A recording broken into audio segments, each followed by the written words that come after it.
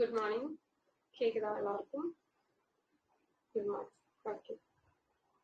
So நேற்று maths எல்லாரும் போட்டிங்களா? Maths test. ஓகே. ஸோ எல்லா சமம் தெரிஞ்சுல, ஆல்ரெடி நீங்க போட்டதுதான்.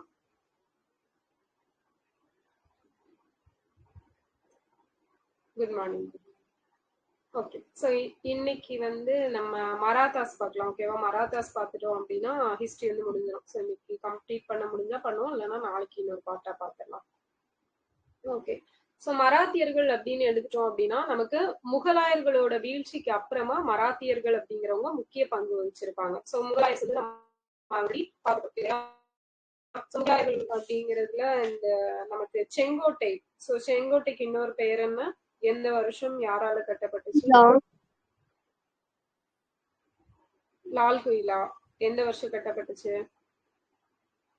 39. 1639ல கட்டியிருப்பாங்க. யாரு கட்டினது? ஷாஜகானாட்டா? எஸ், ஷாஜஹானாபாத்ல வந்து கட்டியிருப்பாரு. அதே மாதிரி நமக்கு தீம்பனா யாரு கட்டினா? யாரோட பீரியட்ல? ஹுமாயூன். ஹுமாயூன். புராண கிலா? ஷெர்ஷா சூரி. அப்புறம் இவரு நம்ம சசாரம் அந்த இடத்துல கல்லறை, யாரோட கல்லறை இருந்திருக்கும்? ஷெர்ஷாவோட. Buland Darwaza? Akbar. Akbar. Okay, nice. So அப்போ இதுதான் நம்ம பார்த்துருப்போம், முகலாயர்கள் அவங்களோட காலம். ஸோ எல்லாமே பார்த்தாச்சு. அடுத்தது என்ன அப்படின்னா மராத்தியர்கள். ஸோ மராத்தியர்கள் எடுத்துட்டோம் அப்படின்னா அப்போ முகலாயர்களுக்கு கீழே அவங்க இருந்திருப்பாங்க. ஸோ அதே மாதிரி பார்த்தோம் அப்படின்னா அவுரங்கசீப் பீரியட்ல பார்த்திருப்போம். அவருக்கு ஒரு பெரிய தலை கடியா இருந்தது யாரு அப்படின்னா நம்ம சிவாஜி. ஸோ அவரு தான் வந்து பயங்கரமா ஒரு பிரச்சனை அப்படிங்கிறதா இருந்திருப்பாங்க. அண்ட் மராத்தியர்கள் எடுத்துட்டோம் அப்படின்னா நமக்கு இந்த தென்மேற்கு பகுதிகளில் வந்து இவங்க எழுச்சி பெற்றிருப்பாங்க. ஸோ இவங்க வந்து ஷாஜகானோட ஆட்சி காலத்துல சிவாஜியோட அப்பா பேர் என்ன அப்படின்னா ஷாஜி போன்ஸ்லே. ஸோ இவர் தான் என்ன பண்றாரு அப்படின்னா இந்த அகமது நகர், பிஜப்பூர் இந்த ஏரியால அரசு அதிகாரியா வந்து ஒர்க் பண்ணிட்டு இருந்திருப்பாரு. அந்த சுல்தானிகளுக்கு கீழே வந்து ஒர்க் பண்ணிட்டு இருந்திருப்பாங்க. ஸோ அகமது நகர் யாரோட ரூல் அப்படின்னு இருந்திருக்கும்? அகமது நகர் எந்த வம்சம்? பிஜப்பூரா? நிஜாம் ஷாகி. பிஜப்பூர் வந்து நிஜாம் ஷாகி. அகம் நிஜம்னு சொல்லியிருப்போம் இல்லையா? பிஜப்பூர் வந்து அடில் ஷா இல்லையா? பீச் வந்து அடிப்பொலியா இருக்கும் அப்படின்னு பார்த்திருப்போம். அப்ப இவங்க அரசோட அதிகாரியா இருந்தவர் தான் சிவாஜியோட அப்பாவான ஷாஜி போன்ஸ்லே. அப்ப இவர் வந்து அவங்களுக்கு நிறைய ப்ராப்ளம்ஸ் அப்படிங்கிறத பண்ணிட்டு இருந்திருப்பாரு. அண்ட் இவரோட பையன் தான் நமக்கு சிவாஜி. ஸோ சிவாஜி தான் வந்து மராத்தியர்கள் அவங்களோட காலம் எழுச்சி பெறுறதுக்கும் அந்த பீரியட் ரொம்ப ஸ்ட்ராங்கா இருக்கிறதுக்கும் ரீசனா இருந்தது அவர் தான். ஸோ இவர் தான் என்ன பண்றாரு, முகலாயர்களை வந்து கொஞ்சம் பயப்பட வச்சிருப்பாரு. ஸோ இவர் இன்னொரு விஷயம் என்ன அப்படின்னா இவங்களை பொறுத்த வரைக்கும் இவங்களோட என்ன அந்த போர் முறை அப்படிங்கிறது ரொம்ப சிறப்பு பெற்றிருந்திருக்கும். கொரில்லா போர் முறை அப்படிங்கிறது.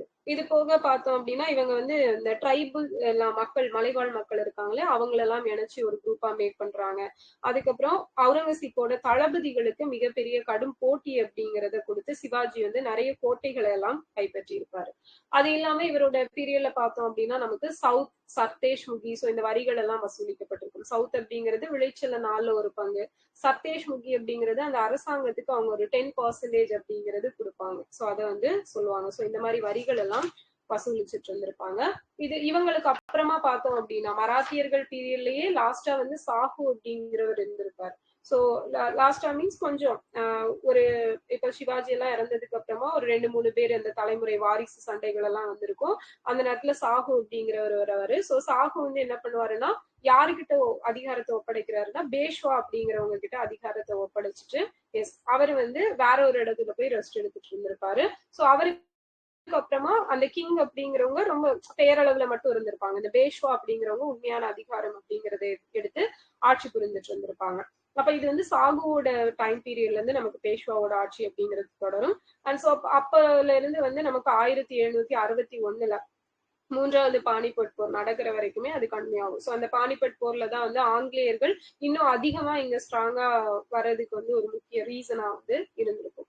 அப்ப மராத்தியர்கள் வந்து இப்படி ரொம்ப ஸ்ட்ராங்கா இருக்கிறதுக்கு என்ன காரணம் அப்படின்னு பார்த்தோம்னா அவங்களோட அந்த டொப்போகிராபிக்கல், ஸோ அவங்க அந்த நில அமைப்பு அப்படிங்கிறதும் ஒரு காரணமா இருக்குது. ஸோ அப்போ இவங்க இருந்த ஏரியா பார்த்தோம் அப்படின்னா நமக்கு ஃபுல்லா வந்து மலை, அதுக்கப்புறம் பார்த்தோம் அப்படின்னா அந்த அடர்ந்த குன்றுகள் எல்லாம் இருக்கும். ரொம்ப ஒரு டென்சிட்டியான ஏரியா, எல்லாமே வந்து பாறைகள், குன்றுகள் இந்த மாதிரிதான். அப்ப இது இவங்களுக்கு கொரில்லா போர் முறை அப்படிங்கிறது. அப்ப கொரில்லா போர் முறைனா என்ன மீனிங் நமக்கு?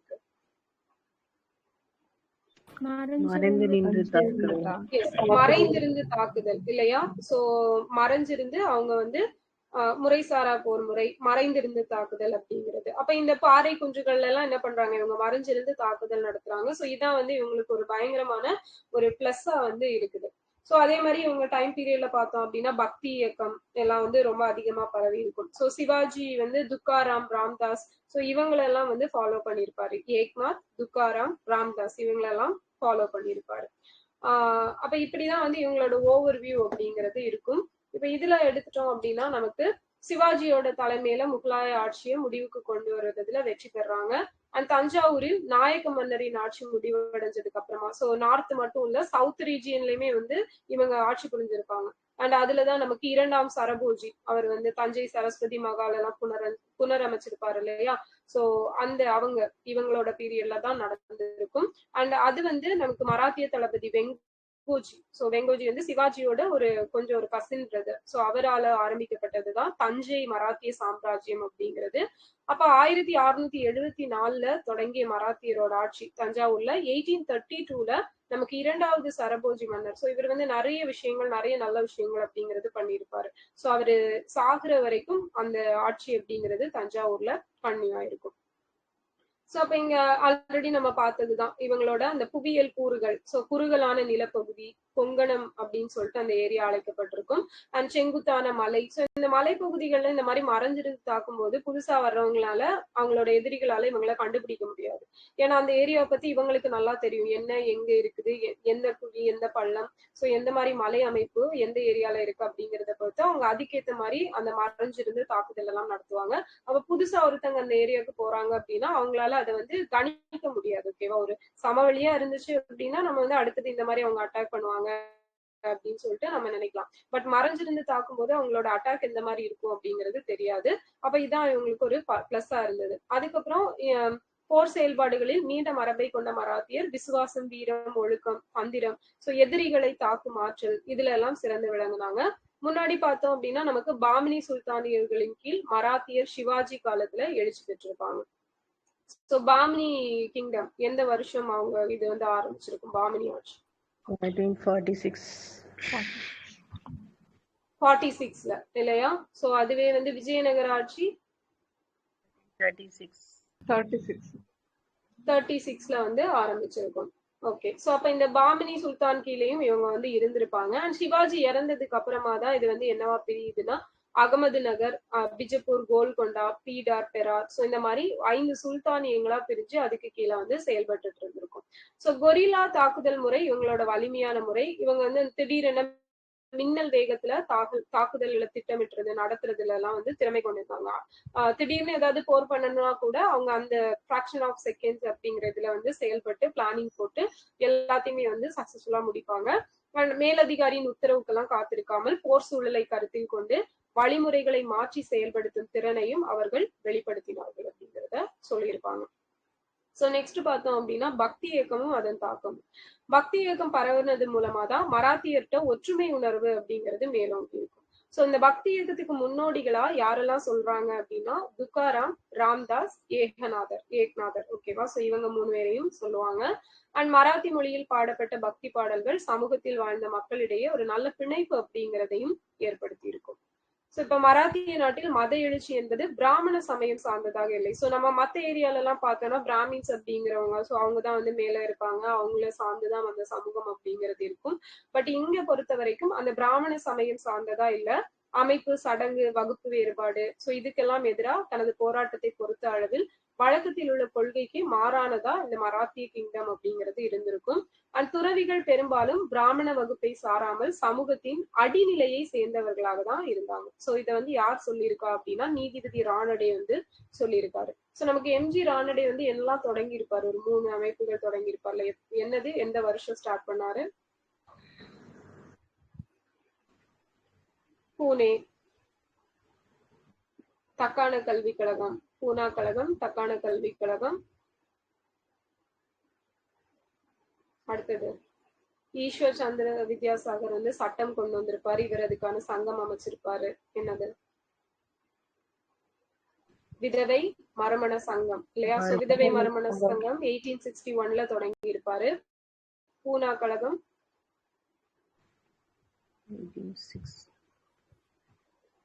1870. ஓகேவா? சோ தக்கான கல்வி கழகம் 1884ல வந்து தொடங்கி இருப்பாங்க. ஓகேவா? சோ அடுத்தது பார்த்தோம் அப்படின்னா பிற காரணங்கள் அப்படிங்கறத எடுத்துட்டோம் அப்படின்னா பிஜப்பூர் கோல்கொண்டா அரசுகள் கலைந்த சூழலில் மராத்தியர் ஒன்றிணைந்து தங்களோட வாழ்க்கைக்காக போராட வேணும் அப்படின்னு சொல்லிட்டு அந்த ஒரு எண்ணம் அப்படிங்கிறது எல்லாத்தையும் இருக்குது. அப்ப இந்த சுல்தான்களுக்கு எதிராக நடந்த தக்கான போர்களின் காரணமாக முகலாயர்களோட கருவூலம் அப்படிங்கிறது காலியானது. சோ தக்கான பகுதியில் சிதறி கிடந்த மராத்தியரை தனது தலைமையின் கீழ் ஒன்று திரட்டி சிவாஜி என்ன பண்றாரு, ஒரு வலுவான அரசை வந்து நிறுவுறாரு. அந்த அரசுக்கு ராய்கர் அப்படிங்கிறத வந்து தலைநகரா வைக்கிறாரு. ஓகேவா? சோ அந்த அரசோட தலைநகர் இது ராய்கர் அப்படிங்கிறது தலைநகரா மாற்றப்படுது. இப்ப சிவாஜியோட காலம் அப்படின்னு எடுத்துட்டோம்னா 1627ல இருந்து 1680 வரைக்கும். சோ இவர் வந்து ஜுன்னார் அப்படிங்கிற இடத்துக்கு பக்கத்துல ஷிவ்னர் அப்படிங்கிற பகுதியில ஷாஜி போன்ஸ்லேக்கும் ஜீஜாபாய்க்கும் பையனா பிறக்கிறாரு. அண்ட் தாய் வழியில இவர் பார்த்தோம் அப்படின்னா தேவகிரியை ஆண்ட யாதவ மன்னவர்களோட வழித்தோன்றலாகவும், தந்தை வழியில மேவாரின் சிசோடியாக்களின் வழித்தோன்றலாகவும் ஷாஜி போன்ஸ்லே வந்து இருந்திருப்பாரு. சோ அகமது நகர் அகமது ஷாவின் அபிசீனிய அமைச்சராகவும் முன்னாள் அடிமையாகவும் இருந்த யார், இந்த மாலிக் காம்பர் அப்படிங்கிறவரு கீழே தான் ஷாஜி போன்ஸ்லே வந்து வேலை பார்த்துட்டு இருக்காரு. அப்ப மாலிக் காம்பர் இறந்ததுக்கு அப்புறமா என்ன பண்றாரு அப்படின்னா பிஜப்பூர் சுல்தான்கிட்ட போயிட்டு வேலை செய்யறாரு. ஓகேவா? ஃபர்ஸ்ட் வந்து மாலிகாம்பூர் கீழே இருக்காரு. அடுத்தது பிஜப்பூர் சுல்தான், அவர் இறந்ததுக்கு அப்புறமா பிஜப்பூர் சுல்தான்கிட்ட வேலை செய்யறாரு. அண்ட் பூனால இருந்த ஷாஜி போன்ஸ்லேவோட ஜாகிர்தார் தான் யாரு அப்படின்னா தாதாஜி கொண்டதேவ். சோ அப்ப இந்த தாதாஜி கொண்டதேவோட பராமரிப்புல தான் சிவாஜியும் அவங்களோட அம்மாவும் விடப்படுறாங்க. அப்போ அவரோட ஒரு பாதுகாவலரா அவர் வளர்த்தது யாருதான் அப்படின்னா இந்த தாதாஜி கொண்டதேவ் தான் வந்து வளர்க்குறாரு. சோ இவர் சின்ன வயசுல இருந்தே ரொம்ப ஒரு ஸ்ட்ராங்கான பர்சனாவும் ரொம்ப வலிமை மிக்கராகவும் வாழ்ந்தாரு. அண்ட் இவரை பார்த்தோம் அப்படின்னா மாவலியை சேர்ந்த விவசாயிகள் மற்றும் தலைவர்களோட நன்மதிப்பை சிவாஜி வந்து பெற்றிருப்பாரு. சோ மத திறவிகளாக விளங்கிய ராம்தாஸ், துக்காராம் இவங்க எல்லாம் சிவாஜி கிட்ட நிறைய தாக்கங்கள் அப்படிங்கிறது, அவரோட கொள்கைகள் எல்லாம் நிறைய தாக்கங்களை ஏற்படுத்தி இருக்கும். சோ சிவாஜி யாரு தன்னோட குருவா ஏத்துக்கிட்டாரு அப்படின்னா ராம்தாஸ் அவர்களை அவரோட குருவா வந்து ஏத்துக்கிட்டாரு. இது வந்து ப்ரீவியஸ் இயர்ல கேட்டிருப்பாங்க, சிவாஜியோட குரு யாரு அப்படின்னு சொல்லிட்டு. இது குழம்பும் பாத்துக்கணும். ஓகேவா? ராம்தாஸ். சோ ராம் தான் வந்து இவரோட குரு அப்படிங்கிறத ஞாபகம் வச்சுக்கோங்க. நெக்ஸ்ட் ராணுவ வெற்றிகள் அப்படின்னு எடுத்துட்டோம் அப்படின்னா சிவாஜி வந்து இவரோட 18வது வயசுல இருந்து ராணுவத்துல அதிகமான ஈடுபாடு அப்படிங்கிறத காட்ட தொடங்கியிருப்பார். சோ 1646ல வந்து தோர்னா கோட்டையை வந்து பிஜப்பூர் சுல்தான்கிட்ட கைப்பற்றி இருப்பாரு. ஓகேவா? சோ 1646ல எந்த கோட்டையை கைப்பற்றுறாரு அப்படின்னா தோர்னா கோட்டையை வந்து கைப்பற்றாரு. யார்கிட்ட இருந்து கைப்பற்றாரு அப்படின்னா பிஜப்பூர் சுல்தான்கிட்ட இருந்து கைப்பற்றாரு. ஓகேவா? சோ என்ன எல்லாரும் ஸ்லீப்பிங் மோடுக்கு போயிட்டீங்களா?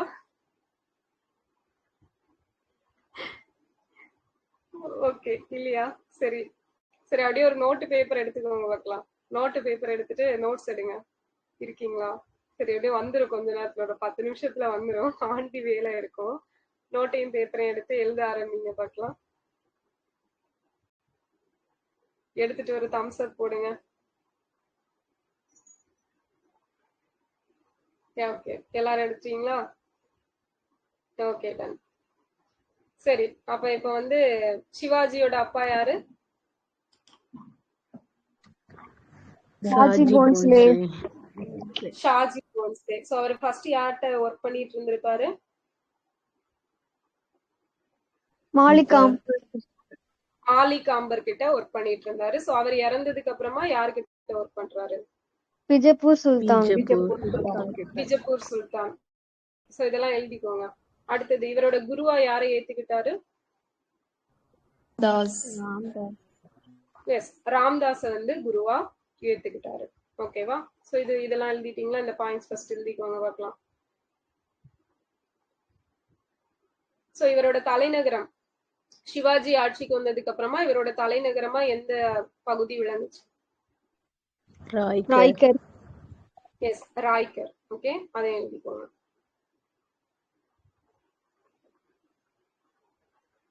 நெக்ஸ்ட், சிவாஜி வந்து ஃபர்ஸ்டா எந்த கோட்டையை கேப்சர் பண்றாரு அப்படின்னா 1646ல தோர்னா கோட்டையை வந்து கேப்சர் பண்றாரு பிஜப்பூர் சுல்தான்ட்ட. ஏன்னா அவங்க அப்பா வந்து பிஜப்பூர் சுல்தான்ட்ட தான் வேலை பார்த்துட்டு இருந்திருப்பாரு. சோ அப்ப அவர் வந்து ஃபர்ஸ்ட் அவரோட தாக்குதல் அப்படிங்கறத அங்கேதான் ஆரம்பிக்கிறாரு. பிஜப்பூர் சுல்தான்ட்ட இருந்து தோர்னா அப்படிங்கிற கோட்டை 1646ல வந்து கேப்சர் பண்றாரு. நெக்ஸ்ட் பார்த்தோம் அப்படின்னா இந்த தோர்னா கோட்டைக்கு முன்னாடியே ஒரு கோட்டை கேப்சர் பண்ணிருப்பாரு. எதுனா 1645ல பாத்தீங்க அப்படின்னா புனேக்கு பக்கத்துல இருந்த கோண்டுவானா கோட்டை. ஓகேவா? சோ கோண்டுவானா கோட்டை அப்படிங்கறத 1645ல கேப்சர் பண்றாரு. அதுக்கப்புறம் 1646ல தோர்னா கோட்டை. சோ இதுக்கு அப்புறமா எதை கேப்சர் பண்ணிருப்பாரு அப்படின்னா ரைக்கர் கோட்டை.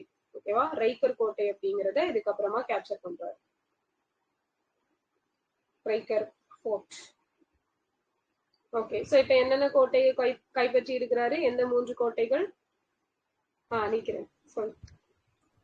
1645 கோண்டுவானா கோட்டை, 1646ல தோர்னா கோட்டை, 47 ரைக்கர் கோட்டை. ஓகேவா? சோ ஃபர்ஸ்ட் வந்து கோண்டுவானா, அடுத்தது தோர்னா, அதுக்கப்புறம் ரைக்கர். எழுதியாச்சா?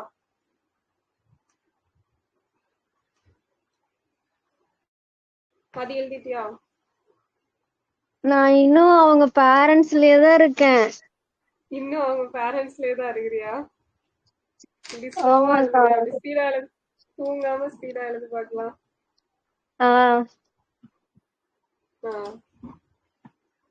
மத்தவங்களா எழுதிட்டீங்களா?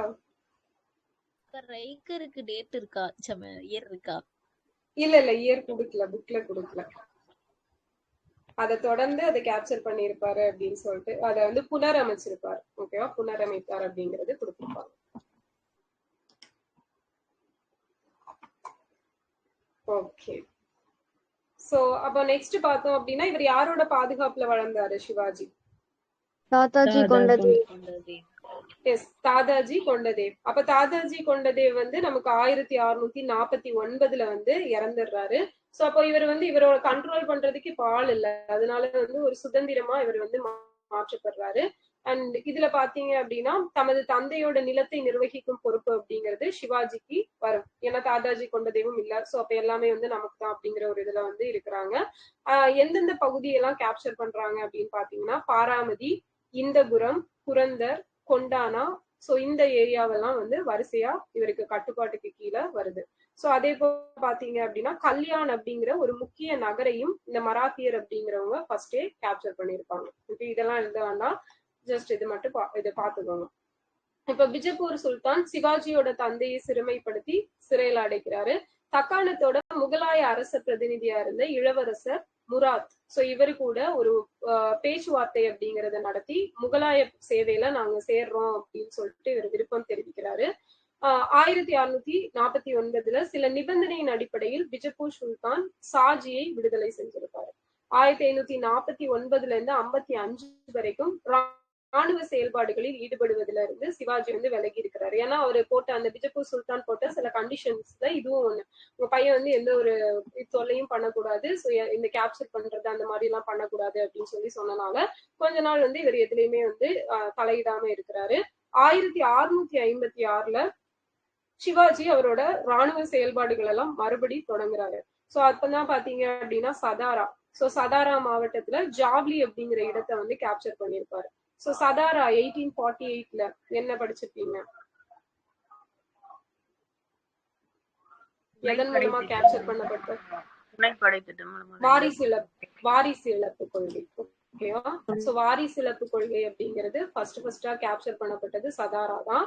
துணைப்படை திட்டத்துல பாத்தீங்க அப்படின்னா ஹைதராபாத் இந்த ஆற்காடு நவாப். ஓகேவா? சோ அவர் தான் வந்து ஃபர்ஸ்டா ஜாயின் பண்ணிருப்பாரு. அன்னைக்கு ஏதோ ஒரு கிளாஸ்ல வந்து மாத்தி சொல்லியிருப்பேன். சோ துணைப்படை திட்டத்தை பொறுத்த வரைக்கும் ஹைதராபாத் நிஜாம் தான் வந்து ஃபர்ஸ்ட் ஜாயின் பண்ணியிருப்பாரு. வாரிசிலப்பு கொள்கையை பொறுத்த வரைக்கும் சதாரா வந்து முதலா இணைக்கப்பட்டிருக்கும். சோ அந்த சதாரா மாவட்டத்துல ஜாவ்லி அப்படிங்கிற இடத்தை இவர் ஃபர்ஸ்டா அந்த 1656ல வந்து கேப்சர் பண்றாரு. இந்த குறிப்பிடத்தக்க வெற்றியால் அவர் மராத்தியரின் மத்தியில் மிகப்பெரிய பிரபலம் அப்படிங்கறது அடையிறாரு. சோ இவர் இப்ப ஒரு ஆளு ஃபேமஸ் ஆயிட்டு இருக்காங்க அப்படின்னா என்ன பண்ணுவாங்க, யூத் எல்லாம் போயிட்டு அவங்க பக்கம் சேருவாங்கல்ல, அந்த மாதிரி இளைஞர்கள் எல்லாம் இவரை பார்த்து கொஞ்சம் மோட்டிவேட் ஆகி அந்த ஆர்மில போய் சேர்றாங்க. அண்ட் ஜாவ்லி அப்படிங்கிற இடத்துல இருந்து ஒரு 2 மைல் தொலைவுல பிரதாப்கர் அப்படிங்கிற ஒரு புதிய கோட்டையும் இவங்க கட்டுறாங்க. ஓகேவா, எந்த பக்கம்னா வெஸ்டர்ன் சைடு. ஸோ ஜாவ்லி இங்க இருக்கு அப்படின்னா இதுக்கு வெஸ்டர்ன் சைட்ல வந்து பிரதாப்கர் அப்படிங்கிற ஒரு கோட்டை வந்து கட்டியிருப்பாங்க 2 கிலோமீட்டர் டிஸ்டன்ஸ்ல. ஓகே, சோ நெக்ஸ்ட் பார்த்தோம் அப்படின்னா பிஜப்பூருக்கு எதிரான மோதல். சோ 1656 நவம்பர்ல பாத்தீங்க அப்படின்னா பிஜப்பூரம் முகமது அடில் ஷா வந்து நமக்கு மரணம் அடைஞ்சிடுறாரு.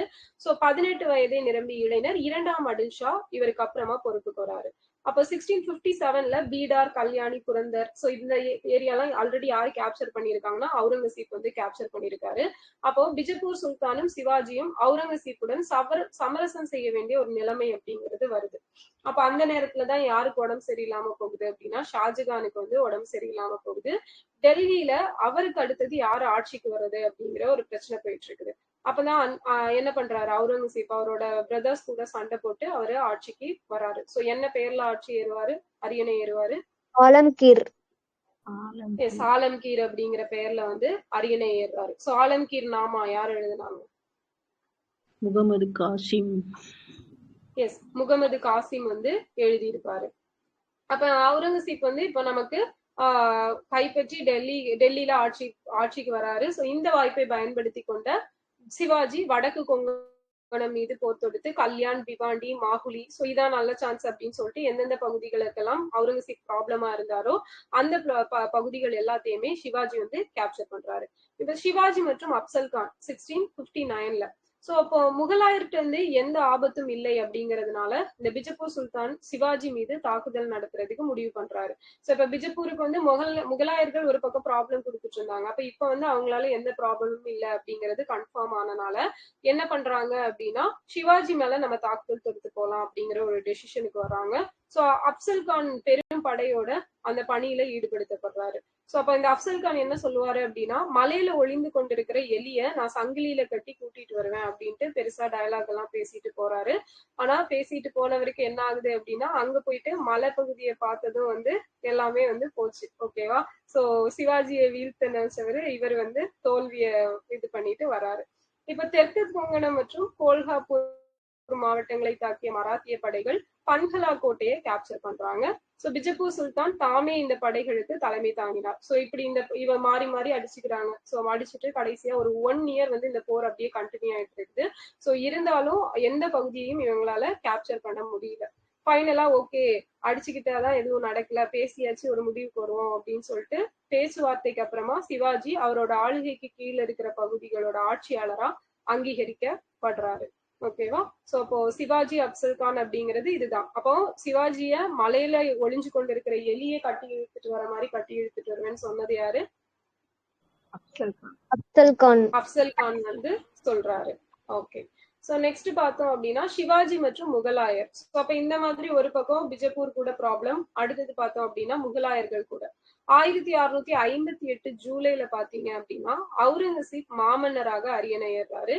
சிவாஜியை அடக்குவதை முக்கிய நோக்கமாக கொண்டு 1660ஆம் ஆண்டு ஷெயிஸ்டகான் என்ன பண்றாருன்னா தக்காணத்தோட ஆளுநரா நியமிக்கப்படுறாரு. அப்ப சிவாஜி ஒரு தைரியமான திட்டத்தை பிளான் பண்றாரு. என்ன அப்படின்னா ஒரு இரவு நேரத்துல வந்து அந்த பூனாக்கு ஒரு 400 படை வீரர்கள் வந்து என்ன பண்ணுவாங்க அப்படின்னா அந்த ஒரு திருமண கோஷ்டி மாதிரி மேரேஜுக்கு போற மாதிரி எல்லாம் ரெடியா போயிட்டு ஷெயிஸ்டகானின் இல்லம் மேல தாக்குதல் நடத்தலாம் அப்படின்னு சொல்லிட்டு ஒரு பிளானை போட்டு அதே மாதிரி பண்றாங்க.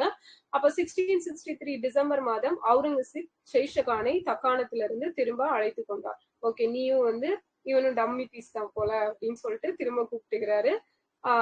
யாரு அவுரங்கசீப் வந்து நம்ம ஷெயிஸ்டகானை வந்து திருப்பி கூப்பிடுறாங்க. ஆமா, நெக்ஸ்ட் பார்த்தோம் அப்படின்னா சிவாஜி மற்றும் ஜெய்சிங். அப்ப ஃபர்ஸ்ட் வந்து அப்சல் கான் பிஜப்பூர், அடுத்து அவுரங்கசீப் சார்பில் யாரு அப்படின்னா நமக்கு ஷெயிஸ்டகான், இப்ப வந்து ஜெய்சிங். அரபிக்கடல் பகுதியில் முகலாயரின் முக்கிய துறைமுகமாக விளங்கிய சூரத் நகரை குறிவைத்து 1664 சிவாஜி வந்து ஃபர்ஸ்ட் தாக்குதல் நடத்துறாரு. சோ இவங்க படை வீரர்கள் எல்லாம் போயிட்டு அந்த பகுதியை வந்து ஃபுல்லா சூறையாடிட்டு வந்துடுறாங்க. அப்ப சிவாஜியை வீழ்த்தணும், பிஜப்பூரை இணைக்கணும் அப்படிங்கிறதுக்காக ராஜபுத்திர தளபதி ராஜா ஜெய்சிங் தலைமையில ஒரு ராணுவத்தை வந்து அவுரங்கசீப் அனுப்பி வைக்கிறாரு. அப்போ இளவரசர் மூவாசம் அப்படின்னு இவரை வந்து பின்னாட்கள்ல என்னன்னு கூப்பிட்டுருப்பாங்க அப்படின்னா, முதலாம் பகதூர் ஷா அப்படின்னு சொல்லிட்டு கூப்பிட்டுருப்பாங்க. இந்த மூவாசம் வந்து தக்காணத்தோட ஆளுநரா அந்த டைம்ல இருக்கிறாரு.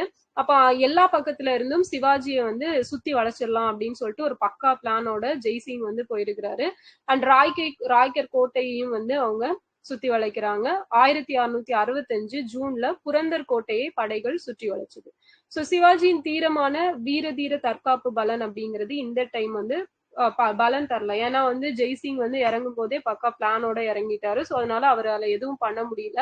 அப்போ ஓகே, நம்ம பேச்சுவார்த்தை மூலமாவே ஒரு முடிவுக்கு வந்துடலாம் அப்படின்னு சொல்லிட்டு பேச்சுவார்த்தைக்கு உடன்படுறாரு. அதுதான் 1665 ஜூன் 11 புரந்தர் உடன்படிக்கை அப்படிங்கறதுல சைன் பண்றாங்க. அப்ப அந்த உடன்படிக்கையின்படி அவர் கைப்பற்றிய கோட்டைகளை வைத்துக் கொள்ள அனுமதி கிடைத்தது. ஓகே, நீங்க எது கேப்சர் பண்ணீங்களோ அதை நீங்களே வச்சுக்கோங்க. மன்சப்தாராக செயல்பட்டு பிஜப்பூரை கைப்பற்ற முகலாயருக்கு உதவ ஒப்புக்கொண்டனர். சோ நமக்கு தெரியும் மன்சப்தார் அப்படின்னா அந்த அரசுக்கு கீழே வந்து ஒர்க் பண்ணி கொடுக்கறது அப்படிங்கிறது தான். அப்போ பிஜப்பூரை நான் வந்து கேப்சர் பண்ணி கொடுக்குறேன் அப்படின்னு சொல்லிட்டு முகலாயருக்கு கீழே ஒரு மன்சப்தாரா இருக்கிறதுக்கு சிவாஜி வந்து ஓகே சொல்றாரு. அப்ப புரந்தர் ஒப்பந்தம் வந்து எப்போ சைன் ஆச்சு, யாருக்கும் இடையில சைன் ஆச்சு? 1665 ஜூன் 11 நமக்கு இவருக்கும் ஜெய்சிங்க்கும் சிவாஜிக்குள்ள வந்து சைன் ஆகுது. ஓகேவா? ஓகே, அப்ப இப்ப யாரெல்லாம் சிவாஜி கூட ப்ராப்ளம் பண்ணாங்க? ஃபர்ஸ்ட் 1659 யாருக்கும்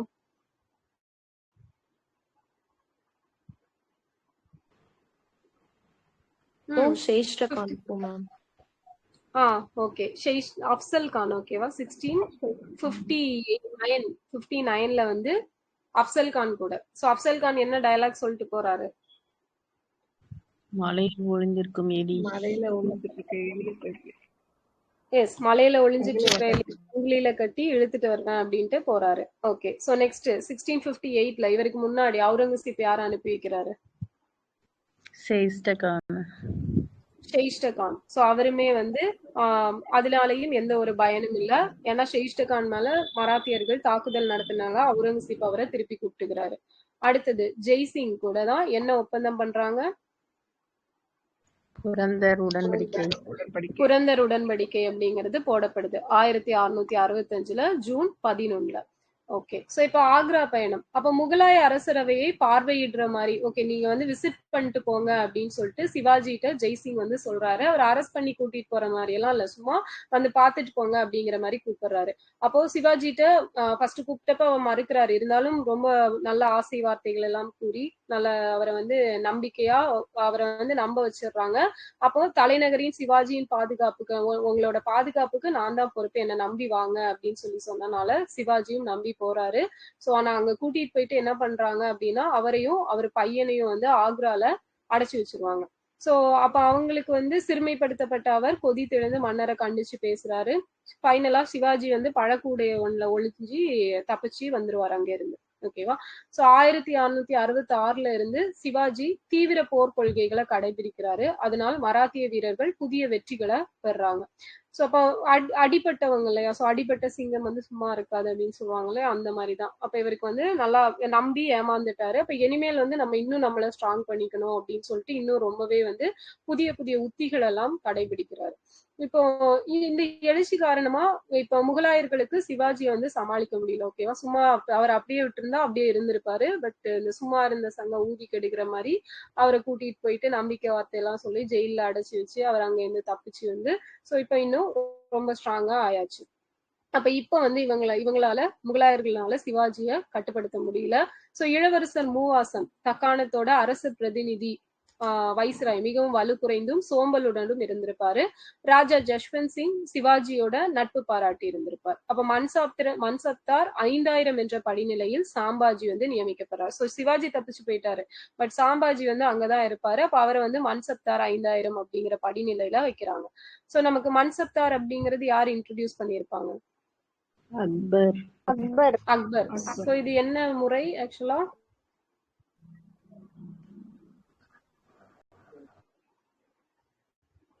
மன்சப்தார் ரேங்க் இல்லையா? சோ அந்த ரேங்கிங் அவங்களுக்கு எவ்வளவு படை வீரர்கள் இருக்கிறாங்க அப்படிங்கறத பொறுத்து அந்த ரேங்கிங் அப்படிங்கிறது கொடுக்கப்படும். சோ அந்த தகுதி அப்படிங்கிறது நிர்ணயிக்கப்படுது.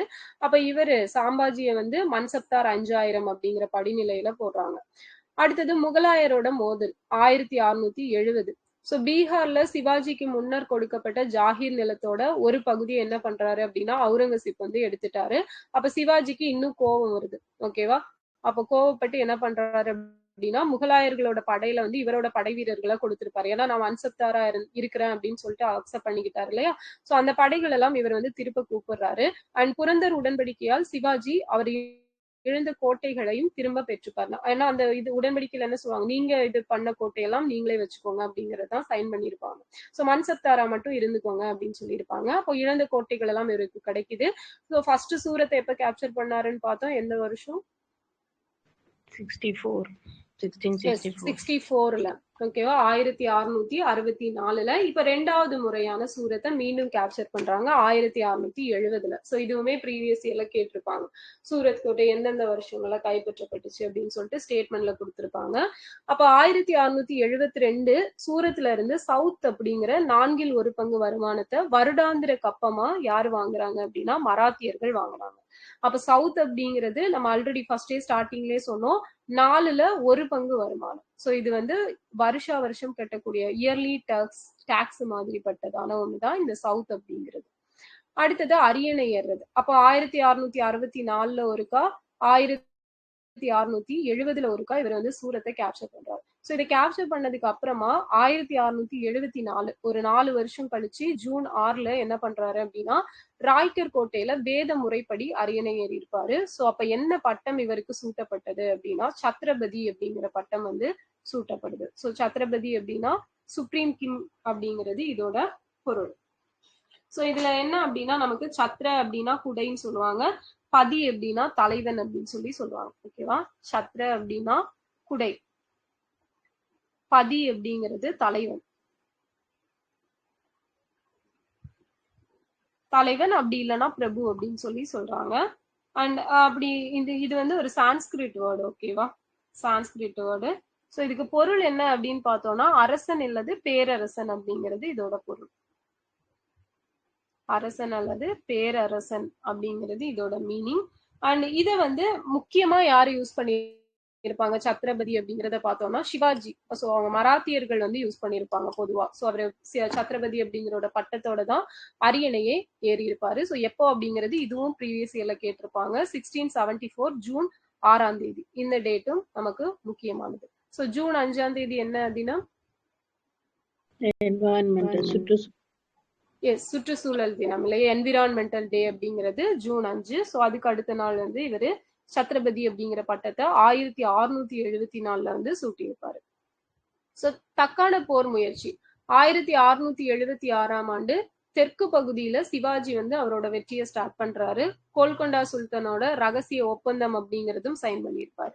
இதுக்கு கைமாறா சிவாஜி வந்து என்ன பண்றாரு அப்படின்னா நான் என்னோட பகுதிகள், நான் கேப்சர் பண்ற சில பகுதிகளை வந்து உங்களுக்கு தர்றேன் அப்படின்னு சொல்லிட்டு சொல்றாரு. அண்ட் செஞ்சி, வேலூர், சோ இதெல்லாத்தையும் வந்து இவர் கேப்சர் பண்ணி வச்சிருந்திருப்பாரு. அடுத்திருந்த தனது தந்தை ஷாஜிக்கு சொந்தமான பகுதிகளையும் சேர்த்து கொண்டார். சோ ஸ்டார்டிங்ல பாத்திருக்கோம்ல அந்த இந்திராபுரம் அப்படிங்கறதெல்லாம் இவர் வந்து அவங்க அப்பாவுக்கு சொந்தமானது, அதெல்லாம் இவர் சைடு சேர்த்திருப்பாரு. சோ இந்த செஞ்சி ஃபோர்ட் தான் நம்ம என்னன்னு சொல்லுவோம், தெற்கின் ட்ராய், கிழக்கின் ட்ராய். ஓகேவா? கிழக்கின் ட்ராய் அப்படின்னு சொல்லிட்டு நம்ம இத வந்து சொல்லுவோம். அண்ட் நமக்கு இதுக்கு எத்தனையாவது யுனெஸ்கோ லிஸ்ட்ல வந்து ஆட் பண்ணுவாங்க? எத்தனையாவது லிஸ்டா? 44th இல்லையா? சோ நமக்கு பாதி அந்த 11 அப்படிங்கிறது அங்க இருக்கும், இங்க வந்து 1 அப்படிங்கிறது இருக்கும். ஓகேவா? சோ அப்ப சகோதர உறவிலான வெங்கோஜியை அல்லது எக்கோஜி தஞ்சாவூரை நிர்வகிக்குமாறு அவரை வந்து கேட்டுப்பாரு. அப்ப மதுரை நாயக்கர்களுக்கு ஒரு பெரிய தொகையை வந்து கப்பமா தரவும் அவங்க உறுதி கொடுக்குறாங்க. சோ கர்நாடக முற்றுகை முயற்சிகள் சிவாஜிக்கு பெருமை புகழ் எல்லாம் கொடுக்குது. புதிதாக கைப்பற்றிய செஞ்சி அவருக்கு பிறகு வந்தவங்களுக்கு 2ஆம் கட்ட பாதுகாப்பாளனா திகழுது. ஓகேவா? சோ இதுவும் ஒரு டைம் கேட்டிருப்பாங்க ஸ்டேட்மெண்ட் கொஸ்டின்ல. சோ செஞ்சி அப்படிங்கிறது 2ஆம் பாதுகாப்பு கட்ட அரண் அப்படிங்கிறது தெரியும். ஓகேவா? சோ ராய்கர் கோட்டை, ராய்கர் அந்த இடம் வந்து தலைநகரா இருக்குது. சோ இவங்களுக்கு மராத்தியர்களோட 2வது கட்ட பாதுகாப்பு அரண் எதுன்னு கேட்டாங்கன்னா செஞ்சி அப்படிங்கிறது தெரியும். சோ சிவாஜியோட கடைசி நாட்கள் வந்து இவர் மகிழ்ச்சியா இருந்தாரா அப்படின்னா இல்ல. ஏன்னா மூத்த மகன் சாம்பாஜி அவரை கைவிட்டு விட்டு முகலாய முகாம்ல வந்து இணைஞ்சிடுறாரு. சோ சாம்பாஜி திரும்பினப்ப அவுரங்கசீப்பால் சிறைப்பிடிக்கப்பட்டு திருப்பி பன்ஹாலா கோட்டைக்கு அனுப்பப்படுறாரு. சோ அடுத்தடுத்த போர்கள்னால இவருக்கு வந்து உடல் நலமும் சரியில்லாம போகுது. 53வது வயசுல, அதாவது 1680ல வந்து சிவாஜி இறந்துடுறாரு. சோ இவரோட மறைவுக்கு அப்புறமா அந்த டைம்ல மேற்கு தொடர்ச்சி மலை, கல்யாண், கோவா, சோ கொங்கண பகுதி இது எல்லாமே சிவாஜிக்கு கீழே தான் இருந்திருக்கும். சோ சவுத் சைட் பார்த்தோம்னா பெல்காம்ல ஸ்டார்ட் ஆகி துங்கபத்ரை வரைக்கும். சோ அதே போல வெஸ்டர்ன் கர்நாடகா அந்த ரீஜியனை உட்பட்ட பகுதிகளும் வந்து இவங்களுக்கு கீழே இருந்திருக்கும். அண்ட் அவரது மரணத்தின் போது வேலூர், செஞ்சி சோ இதெல்லாம் வந்து கொஞ்சம் தீர்வு காணப்படாம தான் இருந்திருக்கும். சோ அதுக்கப்புறம் தான் வந்தவர்களால தான் அந்த மராத்தியர் ஆட்சி, இந்த வெங்கோஜி, எக்கோஜி சோ இவங்கெல்லாம் வந்திருப்பாங்க. சோ இதான் வந்து நமக்கு சிவாஜியை பத்தினது. ஓகேவா? அப்ப சிவாஜி பீரியட்ல என்னெல்லாம் நடந்துச்சு அப்படின்னா இதெல்லாம் தான் நடந்திருக்கும். சோ ஃபர்ஸ்ட் எடுத்துட்டோம் அப்படின்னா சிவாஜியோட அப்பா யாரு? ஜார்ஜி போன்ஸ்லே. ஷாஜி போன்ஸ்லே இல்லையா? சோ சிவாஜி வந்து ஃபர்ஸ்ட் எந்த கோட்டையை கேப்சர் பண்ணிருப்பாரு? தோர்னா கோட்டை. ஓகே. சோ தோர்னா கோட்டைக்கு அப்புறமா அதுக்கப்புறம் அதுக்கு முன்னாடியா முன்னாடி கோண்டுவானா, ஃபர்ஸ்ட் வந்து கோண்டுவானா, அதுக்கப்புறம் வந்து தோர்னா, அதுக்கப்புறம் ராய்கர் கோட்டை இதெல்லாம் வந்து கேப்சர் பண்றாரு. இவரோட பாதுகாவலரா யாரு இருந்தாங்க? தாதாஜி கொண்டதேவ். எஸ், தாதாஜி கொண்டதேவ் வந்து இருந்திருப்பாரு. சோ அதே போல இவங்க அப்பா ஃபர்ஸ்ட் யார்ட்ட ஒர்க் பண்ணிருப்பாரு? மாலிக் காம்பர்ட்ட ஒர்க் பண்ணாரு.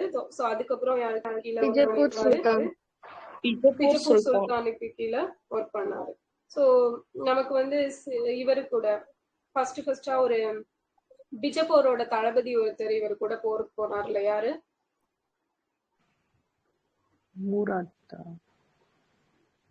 பிஜப்பூர். சோ இவர் தான் டயலாக் எல்லாம் பேசியிருப்பாரு. அப்சல் கான். எஸ், அப்சல் கான். ஓகேவா? சோ அப்சல் கானுக்கு அப்புறமா அவுரங்கசீப் ஒருத்தர் அனுப்புவார். யார? சோ அவருமே வந்து தோத்துட்டு தான் வர்றாரு. சோ சூரத்தை ஃபர்ஸ்டா எப்ப தாக்குனாரு? 64. செகண்ட் டைம் 70ல தாக்கிருப்பாங்க. சோ இவர் எப்போ சிவாஜி இந்த சத்ரபதி அப்படிங்கிற பட்டத்தோட அரியணை ஏற்றாரு? 74. டேட் ஜூன் 6ல வந்து முடிசூடல் நடக்குது. எந்த கோட்டையில நடந்திருக்கும்? ராய்கர் கோட்டையில நடந்திருக்கும். சோ அதுக்கப்புறம் இவரை வந்து ஒருத்தர் ஏமாத்தி ஆக்ராக்கு கூட்டிட்டு போவார்ல, யாரு? ஜெய்சிங். ராஜா ஜெய்சிங். சோ அவரு கூட என்ன உடன்படிக்கை செஞ்சுக்கிட்டாங்க? புரந்தர் உடன்படிக்கை. அது என்ன டேட்? ஜூன் 11. ஓகே. ஜூன் 11 1665 ஓகேவா? 65ல பண்ணிக்கிறாங்க. சோ நெக்ஸ்ட் பார்த்தோம்னா சவுத் அப்படிங்கிறது எவ்வளவு பங்கு டாக்ஸ்? 4/1. சர்தேஷ்முகி 10%. 10% அப்படிங்கிறது. ஓகே. சோ நெக்ஸ்ட் பார்த்தோம் அப்படின்னா அப்ப இதான் வந்து நமக்கு சிவாஜி அப்படிங்க. சிவாஜியோட பையன் யாரு? சாம்பாஜி. ஓகேவா? சாம்பாஜி. சோ அவர் வந்து இப்ப மொகலுக்கு கீழே ஒர்க் பண்ணிட்டு இருக்காரு. சோ இதை நினைச்சே வந்து சிவாஜியோட லாஸ்ட் நாட்கள் அப்படிங்கிறது ரொம்பவே வருத்தமா தான் போயிருக்கும். இப்ப சிவாஜிக்கு அப்புறமா மராத்தியர்கள் இவங்களோட காலம் எப்படி இருந்தது அப்படின்னு பார்த்தோம்னா சிவாஜி மறைஞ்சு ஒரு வருஷத்துக்கு அப்புறமா இவரோட பையன் சாம்பாஜி, மூத்த பையன், மராத்திய ராணுவத்துக்கு தலைமையேற்று முகலாய பகுதிக்குள் நுழைந்து பீராரில் பகதூர்பூரை கைப்பற்றி அங்கிருந்து சொத்துக்களை கேப்சர் பண்றாரு. இப்ப சாம்பாஜி வந்து சிவாஜி இறந்ததும் ஃபர்ஸ்ட் வேலையா மொகல் ஏரியாக்குள்ள போயிட்டு அங்கிருந்து எல்லாத்தையும் கேப்சர் பண்றாரு. அப்ப இது யாருக்கு கோபத்தை ஏற்படுத்துது அப்படின்னா அவுரங்கசீப். சோ அவர் என்ன பண்றாரு, அந்த மேவார் ரீஜியன்ல இருக்கக்கூடிய ராஜபுத்திரவர் கூட சமரசம் பேசி அந்த தக்கான பகுதிக்குள்ள படைகளை வழி நடத்திட்டு போறாரு. 1686ல பிஜப்பூரும் 1687ல வந்து கோல்கொண்டாவும் கேப்சர் பண்ணப்படுது. ஓகேவா? சோ யாருதான்? அவுரங்கசீப் தான் கோல்கொண்டாவையும் பிஜப்பூரையும் கேப்சர் பண்றாரு. சோ ஃபர்ஸ்ட் வந்து பிஜப்பூர், அதுக்கப்புறம் கோல்கொண்டா. 1686 1687 பிகே அப்படின்னு ஞாபகம் வச்சுக்கலாம். ஆல்பபெட்டிக்கல் ஆர்டர்லயே இருக்கும்.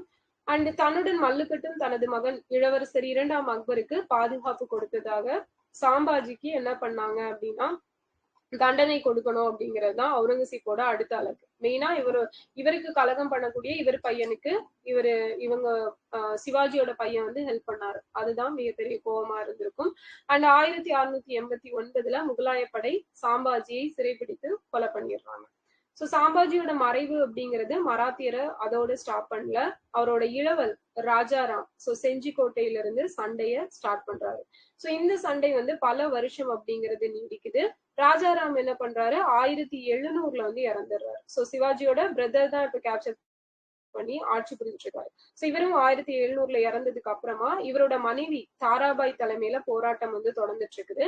சோ கைக்குழந்தை சார்பா செயல்பட்ட தாராபாய், சோ இவங்களுக்கு ஒரு குட்டி குழந்தை இருந்திருப்பாங்க. அந்த குழந்தை சார்புல தாராபாய் தான் வந்து செயல்பட்டு இருந்திருப்பாங்க. அவங்க 50,000 வீரர்கள் அடங்கிய குதிரைப்படை, காலாட்படையை ஹைதராபாத் அரசுக்கு எதிராக போர் தொடுக்கலாம் அப்படின்னு சொல்லிட்டு அனுப்பியிருப்பாங்க. அப்ப இது விளைவா என்ன ஆகுது அப்படின்னா தலைநகர் எல்லாத்தையும் சூறையாடுறாங்க. வசூலிப்பட்டினம் துறைமுகத்துல வர்த்தகம் பல ஆண்டுகளுக்கு பாதிக்கப்படுது. 1707ல அவுரங்கசீப் இறந்ததுக்கு அப்புறமா மராத்தியர் பல கோட்டை கொத்தளங்களை அவங்களோட கட்டுப்பாட்டுல வச்சுட்டு இருந்திருப்பாங்க. சோ அவுரங்கசீப்போட மரணத்துக்கு அப்புறம் சாம்பாஜியோட மகன் சாஹு இவர் வந்து விடுதலை பண்றாங்க. அண்ட் மராத்தியரோட அரியணையை இவர் தான் அலங்கரிக்கிறாரு. ஆனா தாராபாய் இதை என்ன பண்றாங்க அப்படின்னா எதிர்க்கிறாங்க. சோ தாராபாய் வந்து இன்னொரு சைடு வந்து இருந்திருப்பாங்க. ஓகேவா? சோ ஒரு சைடு வந்து ராஜாராம் இவரோட வழி தோன்றல் அப்படிங்கிறது இருந்திருக்கும். இன்னொரு சைடு பாத்தீங்க அப்படின்னா இந்த ராஜாபாய் அப்படிங்கிறவங்க இருந்திருப்பாங்க.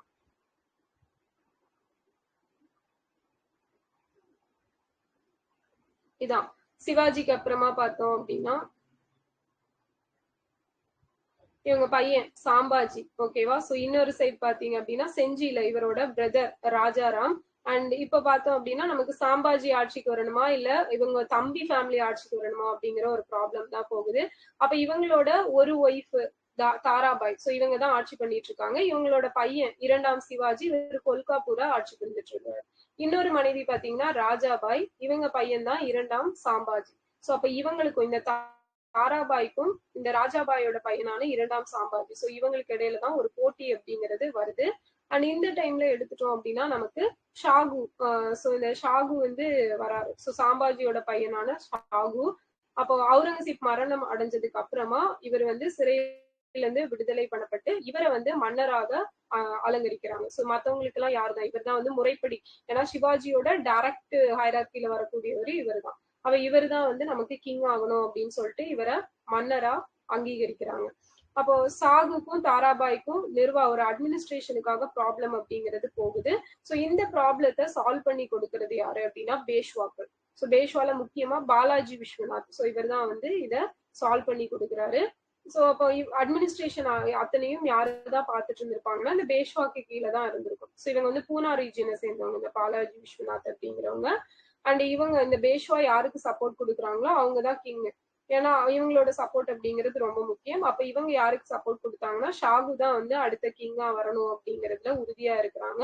அப்போ ஷாகுவோ கிங் ஆக்கியாச்சு. இப்ப ஷாகு என்ன பண்றாரு அப்படின்னா சதாராக்கு போட்டு ரெஸ்ட் எடுக்கிறாரு. ஜஸ்ட் பேரளவுல ஒரு அதிகாரம் அப்படிங்கிறது இவர் கையில இருக்குது.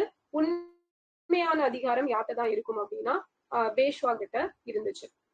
அப்ப இவங்களுக்கு அப்புறம் சாகுக்கு அப்புறம் பாத்தீங்க அப்படின்னா ராம்ராஜ். சோ ராம்ராஜுக்கு அப்புறம் பார்த்தோம்னா 2ஆம் சாகு வராரு. சோ இவருக்கு அப்புறம் பிரதாப் சிங் வருவாரு. சோ இந்த மாதிரி இவங்க லாஸ்ட் கிங்கா யாரு வராங்க அப்படின்னா 2ஆம் ஷாஜி வந்து இருப்பாரு. 1839ல இருந்து 1848 வரைக்கும் ஒரு 9 இயர்ஸ் அப்படிங்கிறது இவங்க இருக்கிறாங்க. சோ இந்த 2ஆம் ஷாஜியோட மராத்திய வம்சம் அப்படிங்கிறது முடிவுக்கு வருது. ஓகேவா? சோ இதுதான் சிவாஜிக்கு அப்புறமா யார் யார் இருந்தாங்க அப்படிங்கிற ஒரு ஹைரார்கி. புரிஞ்சா இது?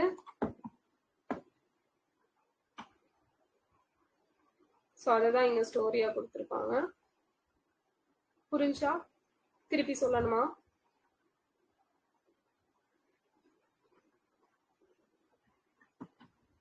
ஓகே,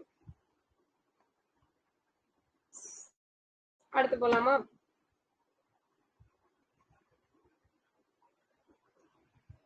இப்ப சிவாஜி ஆட்சியில மராத்திய நிர்வாகம் அப்படிங்கிறது எப்படி இருந்துச்சுன்னு பார்க்கலாம். சோ நம்ம அஷ்ட திக்கஜங்கள் அப்படிங்கிறவங்க யாரோட அவையில இருந்திருப்பாங்க? தேவராயர். கிருஷ்ணதேவராயரோட அவையில இருந்தவங்க அஷ்ட திக்கஜங்கள். சோ நவரத்தினங்கள் யாரோட அவையில இருந்தாங்க? இரண்டாம் சந்திரகுப்தர். இரண்டாம் சந்திரகுப்தரோட அவையில இருந்திருப்பாங்க நவரத்தினங்கள். சோ சிவாஜியை பொறுத்த வரைக்கும் இவரோட அவையில இருந்தவங்க பாத்தீங்க அப்படின்னா அஷ்ட பிரதான் அப்படின்னு அழைக்கப்பட்டவங்க. சோ இதுல வந்து 8 மினிஸ்டர்ஸ் வந்து இருந்தாங்க. சோ அவங்க என்னெல்லாம் பண்ணாங்க அப்படின்னா அவங்க பதவி என்ன, அதோட மீனிங் என்ன அப்படின்னு பார்த்தோம்னா, ஃபர்ஸ்ட் முக்கிய பிரதான், அப்படி இல்லைன்னா பேஷ்வா அப்படின்னு சொல்றாங்க. சோ இப்ப நம்ம வந்து பிரைம் மினிஸ்டர் அப்படின்னு சொல்றோம் இல்லையா, சோ அவங்களதான் வந்து பேஷ்வா அப்படின்னு சொல்லிட்டு அழைச்சிருப்பாங்க. அண்ட் அமர்த்தியா அல்லது நிதி அமைச்சரை அமர்த்தியா அப்படின்னு சொல்லி சொன்னாங்க. வாக்கிய நாவிஸ் அப்படி இல்லைன்னா மந்திரி. அடுத்தது சுமந்த் அல்லது டாபீர் அல்லது வெளியுறவு செயலர். ஓகேவா, சுமந்த், டாபீர் அல்லது வெளியுறவு செயலர். அடுத்த சச்சிவ் அப்படிங்கிறது அப்படி இல்லைன்னா சுர்னாவிஸ். சோ இவங்கள உள்துறை செயலர்னு சொல்லுவோம். ஓகேவா, சோ சுமந்தும் டாபீரும் வெளியுறவு, சச்சிவ் அல்லது சுர்னாவிஸ் அப்படிங்கிறவங்க வந்து உள்துறை செயலரா இருந்திருப்பாங்க. அண்ட் பண்டிட் ராவ் அல்லது தனத்யாக்ஷா அல்லது சதர் அல்லது முதாசிப் அல்லது மத தலைவர். சோ இந்த மாதிரி மத தலைவருக்கு இவ்வளவு பேர் அப்படிங்கிறது இருந்திருக்கும். பண்டிட் ராவ், தனாத்யாக்ஷா, சதர், முதாசிப். சோ நெக்ஸ்ட் பார்த்தோம்னா நியாயதீஷ் அல்லது தலைமை நீதிபதி குடிமை மற்றும் ராணுவ நீதிக்கு பொறுப்பேற்றிருந்தாரு. சாரி நௌபத் அப்படி இல்லைன்னா தலைமை தளபதி. சோ ராணுவத்துக்கு ஆள் சேர்ப்பு, அமைப்பு ரீதியாக பராமரிப்பது, ராணுவத்தை நிர்வகிப்பது. சோ இதெல்லாம் யாருதான் பாத்துக்கிட்டாங்க அப்படின்னா இந்த சாரி நௌபத் தான் பாத்துக்கிட்டாங்க. நியாயதீஷ் மற்றும் பண்டிட் ராவ் அல்லாம அமைச்சர்கள் எல்லாமே எதுக்குதான் அவங்க வந்து பொறுப்பு அப்படின்னு பாத்தீங்கன்னா, இந்த ராணுவத்தை வழிநடத்துறதுக்கு வந்து தலைமை ஏற்கிறது. சோ பயணங்களுக்கு தலைமை ஏற்க வேண்டும் அப்படிங்கிறது. சோ இவங்க 2 பேர் மட்டும் விலக்கு, நியாயதீஷும் பண்டிட் ராவும் தவிர. அடுத்து பார்த்தோம் அப்படின்னா இவங்களோட இந்த அரசர் பேஷ்வா ஆகியோரின் இலச்சினை மற்றும் தனத்யாக்ஷா, நியாயதக்ஷா, சேனாபதி தவிர்த்த 4 அமைச்சர்களின் ஒப்புதலையும் பெற வேண்டும் அப்படின்னு சொல்லியிருப்பாங்க. அண்ட் பல அமைச்சர்களின் கீழ் 18 அரசு துறைகள் அப்படிங்கிறது இருந்தது. ஓகேவா, இது வந்து நமக்கு முக்கியம். சோ எத்தனை கவர்மெண்ட் டிபார்ட்மெண்ட் இருந்துச்சு அப்படின்னா 18 கவர்மெண்ட் டிபார்ட்மெண்ட் அப்படிங்கிறது மராத்தா பீரியட்ல இருந்திருக்கு. ஓகேவா, சோ அப்ப இவங்களோட அந்த அரசவை அமைச்சர்கள் எத்தனை பேர் இருந்தாங்க, அவங்களை என்ன சொல்றோம்?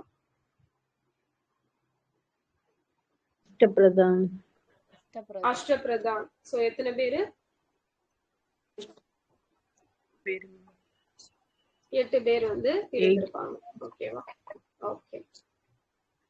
அடுத்தது மாகாண அரசு. சோ நிர்வாக வசதிக்காக சிவாஜி இவரோட அரசை வந்து 4 மாகாணங்களா பிரிச்சு வச்சிருக்காரு. ஒவ்வொன்றுத்துக்கும் ஒரு வைசிராய் அப்படிங்கிறவங்களும் நியமிக்கப்படுறாங்க. சோ மாகாணங்கள் பிராந்த் எனப்படும் பல பிராந்தியங்களாக பிரிக்கப்பட்டிருந்தது. ஜாகீர் வழங்கும் நடைமுறை அப்படிங்கிறது ஒழிக்கப்பட்டு எல்லாருக்கும் பணம் எப்படிதான் கொடுத்தாங்கன்னா ரொக்கம் வந்து பணமா கொடுத்திருப்பாங்க. சோ ஜாகீர் அப்படிங்கிறது எப்படி என்ன இதா இருக்கும்?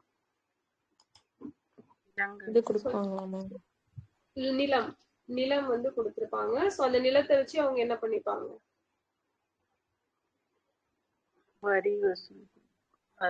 வரி வசூலிச்சு அவங்களுக்கான இந்த ஏர்னிங்ஸ் அப்படிங்கிறத எடுத்துப்பாங்க. சோ லேண்ட் இல்லையா, அப்ப ஒரு குறிப்பிட்ட பகுதியின் வருவாய் உள்ளிட்ட அனைத்து பொறுப்பும் எந்த ஒரு அதிகாரிக்கு ஒதுக்கப்பட்டிருந்தாலும் சொத்துக்கள் மூலமாக கிடைத்த வருவாய் மட்டும்தான் அவருக்குரியதா இருக்கும். சோ அதோடு தொடர்புடைய மக்களுடன் அந்த அதிகாரிக்கு எந்த தொடர்பும் கிடையாது. சோ அந்த ப்ராப்பர்ட்டியில மட்டும்தான் அவங்களுக்கு இருக்குதே தவிர அதோட ரிலேட் ஆகி வரக்கூடிய மக்கள் கிட்ட எந்த ஒரு இதுவும் அந்த தொடர்பும் வந்து இருந்ததில்ல. எந்த பதவியும் பரம்பரையானதில்லை. பிராந்தியத்தின் செயல்பாடுகளுக்கான மையமாக கோட்டை அமைந்திருந்தது. சோ பாரம்பரியம் முறைப்படி கிராமம் என்பது நிர்வாக நடைமுறையின் கடைசி அலகு. சோ நம்ம எந்த நிர்வாகத்தை எடுத்து பார்த்தாலும் அதோட கடைசி அலகா எதுதான் இருக்கும் அப்படின்னா இந்த கிராமம் அப்படிங்கிறது தான் இருக்கும். சோ வருவாய் நிர்வாக அமைப்பு இதை பார்த்தோம் அப்படின்னா நமக்கு சிவாஜியின் வருவாய் நிர்வாகம் நியாயமானதாக உற்பத்தியாளர்களுக்கு சாதகமா இருக்குது. சோ இந்த மாதிரி நமக்கு நியாயமான முறையில வந்து ஒருத்தர் மொஹல் கிங் வந்து டெல்லி சுல்தான். ஓகேவா, சோ டெல்லி சுல்தான் ஒருத்தர் என்ன பண்ணுவாருன்னா அப்படின்னா yes Alauddin Khilji. Alauddin so Khilji. Same இது வந்து எஸ் அவர் தான் வந்து பார்த்துட்டு இருந்திருப்பார் இல்லையா, அலாவுதீன் கில்ஜி. ஓகே, ஸோ இங்க பார்த்தோம் அப்படின்னா நமக்கு அப்போ இந்த சிவாஜியோட வருவாய் நிர்வாகம் அப்படிங்கிறது கரெக்டா இருந்திருக்கு. அதே மாதிரி மொத்த உற்பத்தியில் அரசின் உரிமையாக 30% நிர்ணயிக்கப்பட்டு பணமாவோ பொருளாவோ செலுத்தப்பட்டுச்சு. அண்ட் இந்த வரி 40% அதிகரிக்கப்படுது. செலுத்த வேண்டிய வரித்தொகை தெளிவாக நிர்ணயிக்கப்பட்டு இருந்துச்சு. பஞ்ச காலத்தில் அரசு பணத்தையும் உணவு தானியங்களையும் உழவர்களுக்கு முன்பணம் அல்லது முன்பொருளா கொடுத்தாங்க. அண்ட் பின்னர் அவற்றை அவர்கள் தவணைகளில் திரும்ப செலுத்த வேண்டும். விவசாயிகள் கால்நடை வாங்க, விதைப்புக்காக, இன்ன பிற தேவைகளுக்காக கடன்கள் அப்படிங்கிறது வழங்கப்பட்டிருக்கும். ஸோ அப்ப இதுதான் வந்து நமக்கு சிவாஜியோட நிர்வாக அமைப்பு, அட்மினிஸ்ட்ரேஷன் அப்படிங்கிறது இந்த மாதிரி தான் இருந்திருக்கு. ஸோ சவுத் சர்தேஷ்முகி ஆல்ரெடி பார்த்தோம். சவுத் அப்படிங்கிறது பார்த்தோம் அப்படின்னா எவ்வளவு, 4ல் 1 பங்கு. சர்தேஷ்முகி 10%. எஸ், கூடுதல் வருவாயில 10% அப்படிங்கிறத வசூலிப்பாங்க வரியா. ஸோ தேஷ்முக்குகளோட பிரதம தலைவராக சர்தேஷ்முக் வந்து இருந்திருப்பாரு. மரபு வழியாக தனது நாட்டின் சர்தேஷ்முக்காக சிவாஜி தான் இருந்தாரு. ஓகேவா, அப்போ மராத்தியர்களோட சர்தேஷ்முக் யாருன்னு கேட்டா சிவாஜி. ஸோ மரபு வழி தலைவர். நெக்ஸ்ட் ராணுவ அமைப்பு அப்படின்னு பார்த்தோம்னா சிவாஜி நிலையான ராணுவத்தை கொண்டிருந்தார். ஜாகிர்களை வழங்குதல், மரபு வழியாக செய்யப்படும் நியமனங்கள் இதெல்லாம் வந்து அவரு ஊக்கப்படுத்தல. ஓகே, ஒரு டிரான்ஸ்பரன்ட் சிஸ்டம் அண்ட் ஒரு ரெகுலேட்டிங் சிஸ்டம் அப்படிங்கறத தான் வச்சுட்டு இருந்திருக்காங்க. ஓகேவா, ஸோ அந்த ரெக்கமெண்டேஷன் எல்லாம் கிடையாது, மரபு வழியா கிடையாது. ஸோ அதே மாதிரி படை வீரர்களுக்கு வீடு கொடுத்தாங்க. அவங்களுக்கு அமௌண்ட் சேலரி அப்படிங்கிறதும் கரெக்டா கொடுத்துருப்பாங்க. ஸோ காலாட்படை, குதிரைப்படை, யானைப்படை, ஆயுதப்படை அப்படின்னு சொல்லிட்டு ராணுவத்துல 4 பிரிவுகள் இருந்துச்சு. அண்ட் கொரில்லா போர் முறை, ஸோ இவங்க வந்து இதுல சிறந்து விளங்கியவங்க அப்படின்னு நமக்கே தெரியும். ஸோ அதே போல பாரம்பரிய போர் முறைகள்லையும் இவங்க பயிற்சிகள் எடுத்துட்டு இருந்திருக்காங்க. காலாட்படை ரெஜிமெண்ட், பிரிகேட் என பிரிக்கப்பட்டிருக்கும். ஸோ காலாட்படை 2ஆ ஸ்பிளிட் பண்றாங்க. ஒண்ணு வந்து ரெஜிமெண்ட், இன்னொன்னு வந்து பிரிகேட் அப்படிங்கிறது. ஸோ இதுல 9 வீரர்களை கொண்ட சிறிய படைப்பிரிவுக்கு நாயக் அல்லது கார்பரல் அப்படிங்கிறது பேரு. ஓகேவா, ஸோ 9 வீரர்கள் தான் இருப்பாங்க, 9 சோல்ஜர்ஸ். ஸோ இது வந்து ஒரு குட்டி அமைப்பு. ஸோ இதுல இந்த பிரிவுக்கு யாரு தலைமை வகிச்சாங்க அப்படின்னா நாயக் அப்படிங்கிறவங்க தலைமை வச்சிருப்பாங்க. இவங்களுக்கு வழங்கப்படக்கூடிய இன்னொரு பேர் தான் என்னன்னு பாத்தீங்கன்னா கார்பரல் அப்படிங்கிறது. ஓகேவா, ஸோ ஒவ்வொரு படைப்பிரிவிலும் 25 குதிரைப்படை வீரர்கள் சார்ஜன் தகுதிக்கு இணையா இருந்திருப்பாங்க. ஸோ இந்த ஆர்டர் பாத்தீங்க அப்படின்னா இந்த சாரி நௌபத். ஓகேவா, ஸோ இவங்க தான் வந்து ஹையஸ்ட் பொசிஷன்ல இருக்கக்கூடியவங்க. இவங்களுக்கு கீழே ஹஜாரி, ஸோ அடுத்த ஜமால்தார், அப்புறம் ஹவீல்தார், கடைசியில குதிரைப்படை வீரர்கள் அப்படிங்கிறவங்க இருப்பாங்க. ஸோ இதான் இங்க கொடுத்திருப்பாங்க நமக்கு. ஜமால்தாரின் கீழ் 5 ஹவில்தார்கள், ஸோ 10 ஜமால்தார்களின் தலைவராக ஒரு ஹஜாரி அப்படிங்கிறவர் நியமிக்கப்படுறாரு. அப்புறம் சாரி நௌபத், ஸோ இவர் வந்து குதிரைப்படையோட தலைமை தளபதி தான் என்னன்னு சொல்றோம், சாரி அப்படின்னு சொல்லிட்டு சொல்றோம். ஸோ பரி அப்படின்னா என்ன, பரி குதிரை. குதிரை, கரி அப்படின்னா யானை. யானை. ஓகே, அப்போ சாரி நௌபத் அப்படிங்கிறவங்க குதிரைப்படையோட தலைமை தளபதி அப்படின்னு சொல்லி சொல்றாங்க. அப்போ ஒவ்வொரு குதிரைப்படையும் 2ஆ ஸ்பிளிட் அப் பண்றாங்க. அரசு மூலமாக குதிரைகள் வழங்கப்பட்ட படை வீரர்கள் பர்கீர்கள் அப்படின்னு சொல்லிட்டும், தாங்களாவே குதிரையை ஏற்பாடு செஞ்சு கூலிக்கு வேலை செய்யக்கூடியவங்க ஷைலேதார்கள். ஓகேவா, சோ அப்ப அரசு மூலமா கொடுக்கப்படுதுன்னா அவங்க பர்கீர், அதுவே அவங்களே ஏற்பாடு பண்ணிக்கிட்டாங்க அப்படின்னா ஷைலேதார்கள். சோ நெக்ஸ்ட் வந்து நீதி. நீதி நிர்வாகம் மரபு வழிபட்டதாக இருந்திருக்கும். நிரந்தரமான நீதிமன்றமோ நீதி வழிமுறையோ இதெல்லாம் இருந்திருக்காது. விசாரணை முறை அனைவருக்கும் பொதுவாதான் இருந்துச்சு. அண்ட் கிராமங்கள்ல பஞ்சாயத்து நடைமுறையில இருந்துச்சு. கிரிமினல் வழக்குகளை பட்டேல் வந்து விசாரிச்சிருப்பாங்க. அண்ட் சிவில் கிரிமினல் வழக்குகளுக்கான மேல்முறையீடுகளை தலைமை நீதிபதி நியாயதீஷ், இவர் தான் பாத்துக்கிட்டாரு. ஸ்மிருதிகளோட ஆலோசனையோடு விசாரிக்கிறாங்க. அண்ட் ஹாஜிர் மஸ்லிம் இறுதி மேல்முறையீட்டு நீதிமன்றமா இருக்கு. ஸோ நமக்கு எப்படி சுப்ரீம் கோர்ட் வந்து கடைசி அமைப்பா இருக்குதோ அதே மாதிரிப்பட்டதுதான் ஹாஜிர் மஜ்லிம் அப்படிங்கிறது, இறுதி மேல்முறையீட்டு நீதிமன்றம் அப்படிங்கிறது. ஸோ இதான் நமக்கு சிவாஜியோட நிர்வாகம் அப்படிங்கிறது கம்ப்ளீட்டா இதுல வரும். ஸோ நெக்ஸ்ட் என்ன கொடுத்திருப்பாங்க அப்படின்னா பேஷ்வா. ஸோ பேஷ்வாக்களோட ஆட்சி அப்படிங்கிறது தொடங்குது.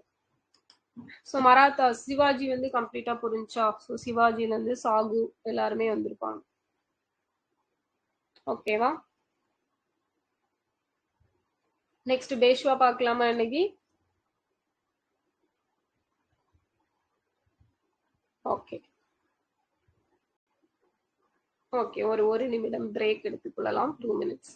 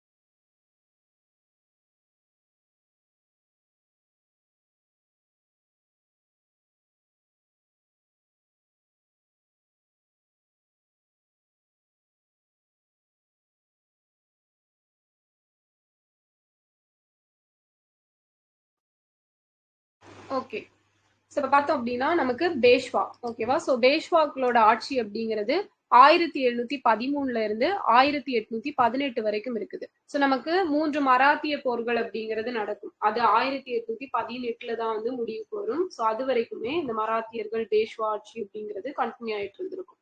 அப்ப பேஷ்வா அப்படிங்கிறவங்கள நம்ம பிரதம மந்திரி அப்படின்னும், சிவாஜியோட அமைச்சரவையான அஷ்டபிரதான்ல வந்து ஒரு முக்கிய பங்கு வகிச்சவங்க தான் இந்த பேஷ்வா அப்படிங்கிறவங்க. சோ 18ஆம் நூற்றாண்டுல பேஷ்வாக்கள் அதிக அதிகாரங்களை பெற்று ஆட்சி புரியறாங்க. பாலாஜி விஸ்வநாத், சோ இவர் தான் வந்து ஆற்றல் மிகுந்த முதல் பேஷ்வா அப்படின்னு சொல்றாங்க. அண்ட் இதுல பாத்தீங்க அப்படின்னா நமக்கு ஃபர்ஸ்ட் வந்து பாலாஜி விஸ்வநாத், இவர் 1813 இருந்து 1820 வரைக்கும் இருப்பாரு. அடுத்து முதலாம் பாஜிராவ் வருவார் இவருக்கு அப்புறமா. சோ 1720 இருந்து 40 வரைக்கும் ஒரு 20 இயர்ஸ் வந்து இருக்கிறாரு. அடுத்தது பாலாஜி பாஜிராவ், இவர் தான் 1740 இருந்து 61 வரைக்கும் இருப்பாரு. ஓகேவா? சோ அப்போ 3 பேஷ்வாக்கள் இவங்க முக்கியமானவங்க. பாலாஜி விஸ்வநாத், முதலாம் பாஜிராவ், பாலாஜி பாஜிராவ். சோ இவரோட பேரையும் சேர்த்து 3வதா வந்தவர் இருப்பாரு, பாலாஜி பாஜிராவ் அப்படிங்கிறவர். இப்ப ஃபர்ஸ்ட் எடுத்துட்டோம் அப்படின்னா பாலாஜி விஸ்வநாத், சோ 1713 இருந்து 1820 வரைக்கும். உள்நாட்டு போரால் சிக்கலில் இருந்த அரசை கட்டுப்பாட்டில் கொண்டு வர சாகுவுக்கு பாலாஜி விஸ்வநாத் வந்து ஹெல்ப் பண்றாரு. நம்ம ஆல்ரெடி பார்த்தோம், சிவாஜிக்கு அப்புறமா பார்த்தோம் அப்படின்னா இந்த வாரிசுரிமை போர் வருது, இதுல சண்டைகள் வருது. சோ ராஜாராமோட 2 ஒய்ஃபோட பிள்ளைங்களுக்கு இடையில சண்டை வருது. சோ அப்பதான் சாகு வர்றாரு. அப்ப சாகு தான் வந்து நமக்கு சாம்பாஜியோட பையன். அப்ப கண்டிப்பா சாகு தான் வந்து அரசரா இருக்கணும் அப்படிங்கிறது எல்லாரும் சப்போர்ட் பண்றாங்க. சோ அதுக்கு வந்து முக்கியமான ஒரு சொல்யூஷன் கொடுத்தது யாரு தான் அப்படின்னா இந்த பாலாஜி விஸ்வநாத் தான் வந்து கொடுத்திருப்பாரு. அப்ப மேற்கு கரையோரம், சோ நம்ம இந்த வெஸ்டர்ன் கோஸ்டல் ஏரியால பாத்தீங்கன்னா கனோஜி அப்படிங்கிற அதிக அதிகாரம் படைத்த கடற்படை தளபதி ஒருத்தர் இருந்திருப்பாரு, கனோஜி ஆங்கிரே அப்படின்னு சொல்லுவாங்க. அண்ட் உள்நாட்டு போரின் போது கனோஜி ஆங்கிலேய தாராபாய்க்கு ஆதரவு தெரிவிச்சுட்டு இருந்திருப்பாரு. ஐரோப்பியரால் ஏற்படும் ஆபத்தை பற்றி அவருக்கு எடுத்துரைத்த பேஷ்வா சாகுவிடம் தனக்குள்ள விசுவாசத்தையும் எடுத்துரைக்கிறாரு. அண்ட் ஜாகீர்களை வழங்கும் நடைமுறை மீண்டும் மீண்டும் வழக்கத்துக்கு கொண்டு வரப்பட்டது. பேஷ்வாவோட பதவி அப்படிங்கிறது மரபு சார்ந்ததா மாற்றப்படுது. ஓகேவா? அப்போ ஜாகீர்களை வழங்கும் நடைமுறை யார் பீரியட்ல வந்துச்சு, மீண்டும் வழக்கத்துக்கு வந்தது எப்போ அப்படின்னு பாத்தீங்க அப்படின்னா இந்த பேஷ்வாக்கள் பாலாஜி விஸ்வநாத் பீரியட்ல தான் வந்து வருது. சோ இவருக்கு அப்புறமா பார்த்தோம் அப்படின்னா முதலாம் பாஜிராவ்.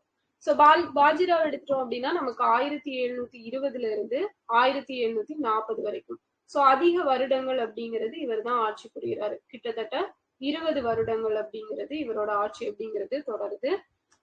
சோ பாலாஜி விஸ்வநாத்துக்கு அப்புறம் அவரோட பையன் முதலாம் பாஜிராவ் 1720 சாகுவால பேஷ்வாவா நியமிக்கப்படுறாரு. ஹைதராபாத் நிஜாம், மால்வாவின் ராஜபுத்திர ஆளுநர், குஜராத் ஆளுநர், சோ இவங்க எல்லாம் வீழ்த்தி மராத்திய சாம்ராஜ்யத்தின் அதிகாரத்தை மேம்படுத்தினவர் யாரு அப்படின்னா இந்த பாஜிராவ் தான். So முகலாரியின் கட்டுப்பாட்டிலிருந்து பந்தேல்கண்டை our விடுவிச்சாரு. அண்ட் அதனால் மராத்தியருக்கு அதன் ஆட்சியாளரிடமிருந்து 1/3 பங்கு, சோ 1/3 அப்படிங்கிறது கொடுக்குறாங்க. பேஷ்வாவுக்கு சிம்ம சொப்பனமாக விளங்கிய தலைமை தளபதி திரிம்பக் ராவ். ஓகேவா? சோ இந்த திரிம்பக் ராவ் 1831 பரோடா பக்கத்துல தபாய் அப்படிங்கிற இடத்துல நடந்த போர்ல தோற்கடிக்கப்பட்டு கொல்லப்பட்டிருப்பார். ஓகேவா? சோ இப்போ பேஷ்வாவுக்கு ரொம்ப ஒரு சவாலா இருந்தவர் யாருதான் அப்படின்னா இந்த திரிம்பக் ராவ். சோ அவருமே வந்து கொல்லப்பட்டுறாரு. அண்ட் தலைமை தளபதியோட பதவி இதெல்லாம் பேஷ்வா அக்செப்ட் பண்ணிக்கிறாரு. 1731 எட்டப்பட்ட வார்னா ஒப்பந்தம், ஓகேவா. 1731 வார்னா ஒப்பந்தம் அப்படிங்கிறது சைன் பண்றாங்க. இந்த ஒப்பந்தத்தின்படி சாகுவின் இறையாண்மையை ஏற்குமாறு கோல்ஹாப்பூரின் சாம்பாஜிக்கு நெருக்குதல் அப்படிங்கிறது அளிக்கப்படுது.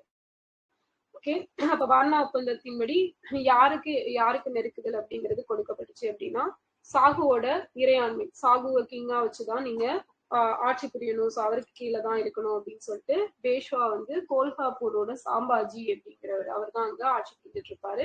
அவருக்கு வந்து நெருக்குதல் அப்படிங்கிறத கொடுக்குறாங்க. ஸோ தானே, சால்செட், வெஸ்டின் ஆகிய பகுதிகள் 1738 போர்ச்சுகீசியர்களிடமிருந்து கைப்பற்றப்பட்டு அவர்கள் கொங்கண கடற்கரை பிரதேசத்துக்கு விரட்டி அடிக்கப்படுறாங்க.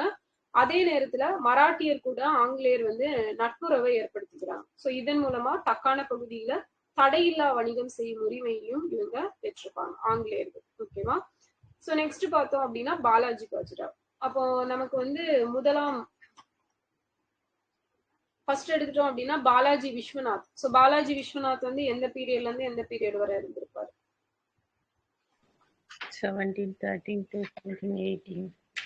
1720. ஓகேவா. ஸோ 7 வருடங்கள் அப்படிங்கிறது இருந்திருப்பாரு. 1713 இருந்து 20 வரைக்கும். ஸோ அப்போ பாஜிராவுக்கு இவருக்கு அப்புறமா யாரு ஆட்சிக்கு வராங்க இந்த பாலாஜி விஸ்வநாத்துக்கு அப்புறமா? பாஜிராவ். எஸ், முதலாம் பாஜிராவ் 1720 இருந்து 40 வரைக்கும் இருந்திருப்பாரு. ஓகே. ஸோ நெக்ஸ்ட் பார்த்தோம் அப்படின்னா ஸோ இவர் பீரியட்ல தான் வந்து யாரை தோற்கடிப்பாங்க, இவங்களுக்கு சிம்ம சொப்பனமா இருந்த ஒருத்தரை தோற்கடிப்பாங்க இல்லையா? எஸ், திரிபக் ராவ் அப்படிங்கிறவரை தோற்கடிக்கிறாங்க. ஸோ நெக்ஸ்ட் பார்த்தோம் அப்படின்னா கடைசியா நமக்கு யாரு வருவாங்க? பாலாஜி பாஜிராவ். ஸோ 1740 இருந்து 61 வரைக்கும் இருக்காரு. ஸோ முதலாம் பாஜிராவ் மறைவிற்கு அப்புறமா பாலாஜி பாஜிராவ் பேஷ்வாவா பொறுப்பேற்கிறாரு. ஸோ இதுல வார்னா உடன்படிக்கை எப்ப போட்டாங்க? வார்னா ஒப்பந்தம் 31. எஸ், 31 1731 போட்டிருக்காங்க. ஸோ அதுலதான் வந்து இந்த எந்தெந்த பகுதிகள் எல்லாம் கேப்சர் பண்ணிருப்பாங்க அப்படின்னா, நமக்கு இந்த கோல்ஹாப்பூரோட சாம்பாஜிட்ட நீங்க வந்து சாகுவோட இறையாண்மைய அக்செப்ட் பண்ணிக்கணும் அப்படின்னு சொல்லிட்டு அவருக்கு ஒரு நெருக்கடி அப்படிங்கிறது கொடுக்குறாங்க. தானே, சால்செட், பசீம் ஆகிய பகுதிகள் எல்லாம் கைப்பற்றப்படுது. சோ பாலாஜி பாஜிராவ், முதலாம் பாஜிராவுக்கு அப்புறமா பாலாஜி பாஜிராவ் வராரு. நானா சாஹிப் என்று அழைக்கப்பட்ட அவர் நல்ல நிர்வாகியாகவும் நிதி தொடர்பான விஷயங்களில் வல்லுநராகவும் இருந்தார். சோ அப்ப இங்க ஒரு நானா சாஹிப் வராரு. யாரு அப்படின்னு பாத்தீங்கன்னா பாலாஜி பாஜிராவ். சோ இவர் தான் நமக்கு நானா சாஹிப் அப்படின்னு சொல்லிட்டு அழைக்கப்பட்டவர்.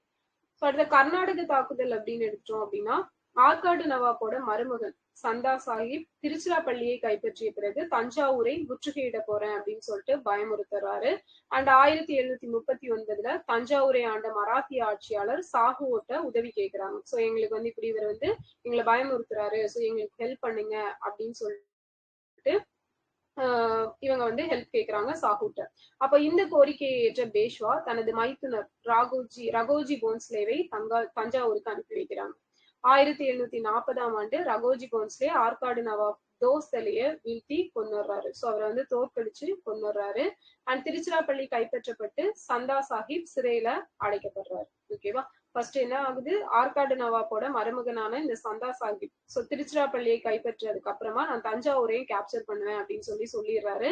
சோ 1739 தஞ்சாவூரை யாரு ஆட்சி புரிஞ்சிட்டு இருக்காங்க அப்படின்னா சாகு. அப்ப சாகுட்ட போய் இவங்க ஹெல்ப் பண்றாங்க, இப்படி எங்களை பயமுறுத்துறாங்க, எங்களுக்கு ஹெல்ப் பண்ணுங்க அப்படின்னு சொல்லிட்டு அப்போ இந்த பேஷ்வா வந்து அவரோட மைத்துனர் ரகோஜி போன்ஸ்லே அப்படிங்கிறவங்கள அனுப்பி வைக்கிறாங்க, நீயே பாத்துட்டு வந்துரு அப்படின்ட்டு. சோ ரகோஜி போன்ஸ்லேவும் ஆற்காடு நவாப் தோஸ்தலிய வீழ்த்தி கொண்டு வர்றாரு. சோ இப்போ திருச்சிராப்பள்ளி கைப்பற்றப்பட்டு சந்தா சாஹிப் சிறையில் அடைக்கப்படுறாரு. பந்தேல்கண்ட் மற்றும் வங்காளத்தில் நடந்த ராணுவ தாக்குதல்களில் பேஷ்வா ஈடுபட்டிருந்ததால் அடுத்து வந்த நவாப் முகமது அலி 1843 ஆற்காட்டை எளிதா கைப்பற்றியதோடு திருச்சிராப்பள்ளியையும் மீட்டிருப்பாங்க. சோ இதனால் பேஷ்வா தனது உடன்பிறவா சகோதரரான சதாசிவராவை கர்நாடகத்துக்கு அனுப்பி வச்சாரு. சோ மராத்தியரின் அதிகாரம் மீண்டும் நிலைநிறுத்தப்பட்டதும் அவர்களால் திருச்சிராப்பள்ளி அப்படிங்கறத மட்டும் மீட்க முடியல அப்படிங்கிறத சொல்லியிருப்பாங்க. சோ அப்போ பேஷ்வாவோட பிரதர், உடன்பிறவா பிரதர் சதாசிவராவ், இவரைதான் கர்நாடகத்துக்கு அனுப்புறாங்க. மராத்தியரோட அதிகாரம் மீண்டும் நிறுத்தப்பட்டுச்சாங்க. ஆனா திருச்சிராப்பள்ளி அப்படிங்கிற இது ஏரியாவை மட்டும் இவங்களால மீட்க முடியல அப்படிங்கிறத சொல்லியிருப்பாங்க. ஸோ நெக்ஸ்ட் பாத்தீங்க அப்படின்னா உக்கீர் போர் 1760. 1748 நிஜாம் ஆசப் ஜாவின் மறைவுக்கு பிறகு வாரிசு போட்டி அப்படிங்கிறது வெடிக்குது. ஸோ யார் அடுத்தது வரப்போறீங்க அப்படிங்கிறது தான். அப்ப நிஜாமோட மூத்த மகனுக்கு பேஷ்வா வந்து அவரோட ஆதரவை கொடுக்குறாரு. ஸோ நீங்களே இருந்துக்கலாம் அப்படின்னு சொல்லிட்டு, நான் உங்களுக்கு சப்போர்ட் பண்றேன் அப்படின்ட்டு. அண்ட் சதாசிவராவ் தலைமையில் பேஷ்வா எடுத்திய ராணுவம் 1760 நடந்த உக்கிர் போர்ல எதிரிகளை வீழ்த்தது. மராத்தியரோட ராணுவ பலத்துக்கு கடைசி கட்டமா அமைஞ்ச வெற்றி அப்படின்னா இந்த உக்கீர் போர் வெற்றியை தான் சொல்லுவாங்க. ஸோ பிஜப்பூர், அவுரங்காபாத், தௌலதாபாத், அகமது நகர், பர்கான்பூர் ஆகிய பகுதிகளை எல்லாத்தையுமே வந்து பேஷ்வா கேப்சர் பண்றாரு.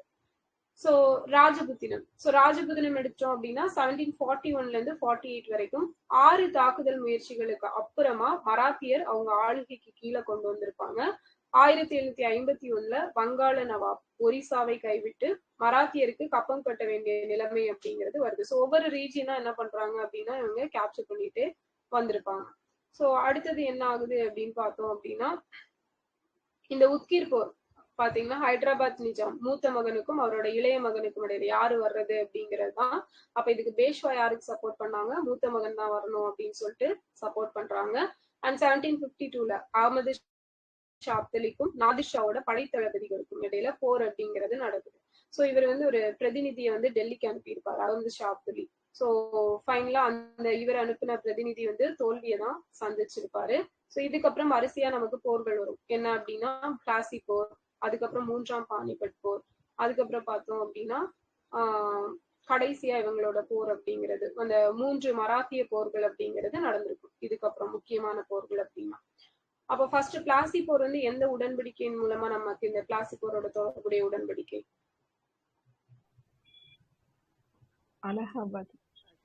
அலகாபாத் உடன்படிக்கை. அலகாபாத்தா அலிநகர் உடன்படிக்கையா?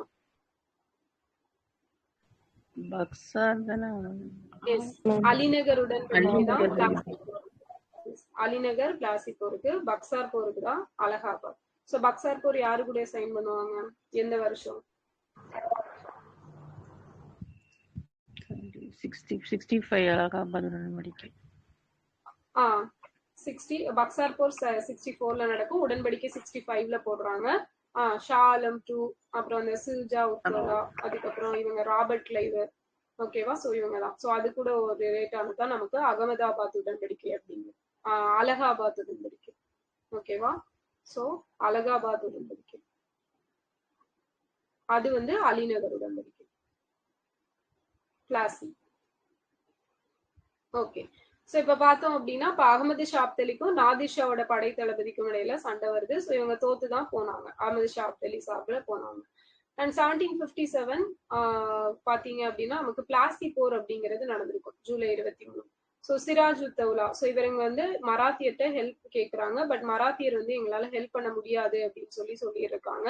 அண்ட் இதுதான் பார்த்தோம் அப்படின்னா நமக்கு மராத்தியரோட வீழ்ச்சிக்கு ஒரு முக்கிய காரணமா இருந்துச்சு. சப்போஸ் அந்த டைம்ல அவங்க எல்லாரும் ஒன்னா நின்று ஆங்கிலேயர்களை வீழ்த்தி இருந்தா ஒரு பெரிய வெற்றி அப்படிங்கிறது கிடைச்சிருக்கும். ஆனா எல்லாருமே இங்கேயே வந்து ஒற்றுமை இல்லாம ஒன்னோட ஒண்ணு செதறி போயிருந்தாங்க. ஸோ இதுதான் வந்து என்ன ஆகுது, ஆங்கிலேயர்களுக்கு இந்த பகுதிகள் எல்லாம் கேப்சர் பண்றதுக்கு ஒரு முன்னோடியா இருக்குது. நெக்ஸ்ட் பார்த்தோம் அப்படின்னா 3ஆம் பானிபட் போர்.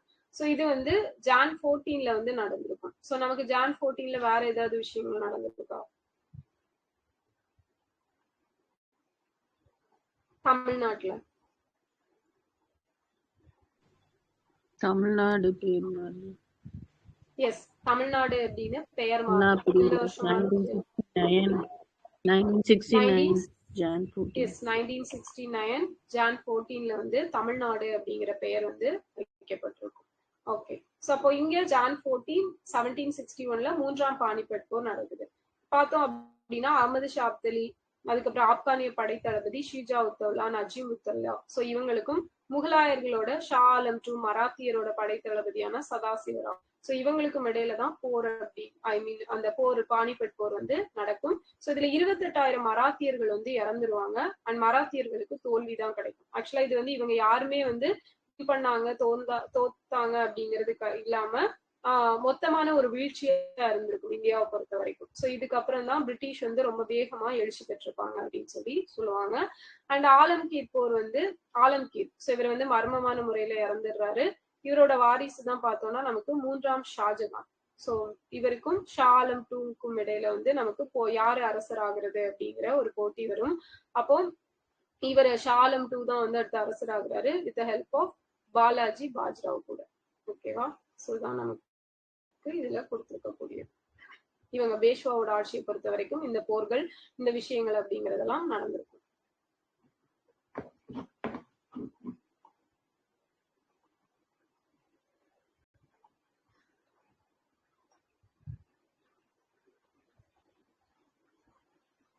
சோ அடுத்து பார்த்தோம் அப்படின்னா ஆங்கிலேய மராத்திய போர்கள்.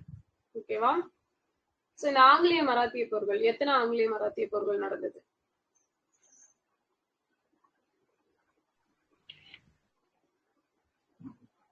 அவ்வளவு கஷ்டமான விஷயம் தான். 3 தான். ஓகேவா?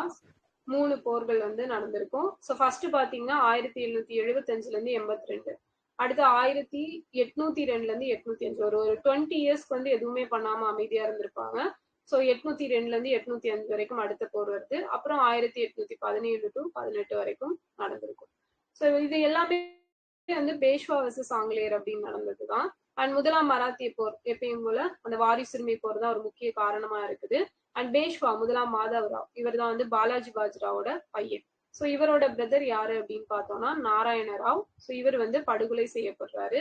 அண்ட் இவரு நாராயண ராவோட பையன் 2ஆம் மாதவராவ். சோ இவரை வந்து சவாய் அப்படின்னு சொல்லிட்டு கூப்பிடுவோம். இவருக்கும் ரகுநாத ராவ் ரஹோபா, சோ இவங்களுக்கும் இடையில பாத்தீங்க அப்படின்னா யாரு வாரிசா வர்றது, அடுத்த வாரிசு அப்படிங்கிற சண்டை வருது.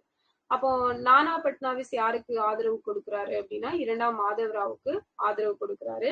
அண்ட் இவங்களுக்கு வந்து ஆங்கிலேயர்கள் ஹெல்ப் பண்றாங்க ரகுநாத ராவை பொறுத்த வரைக்கும்.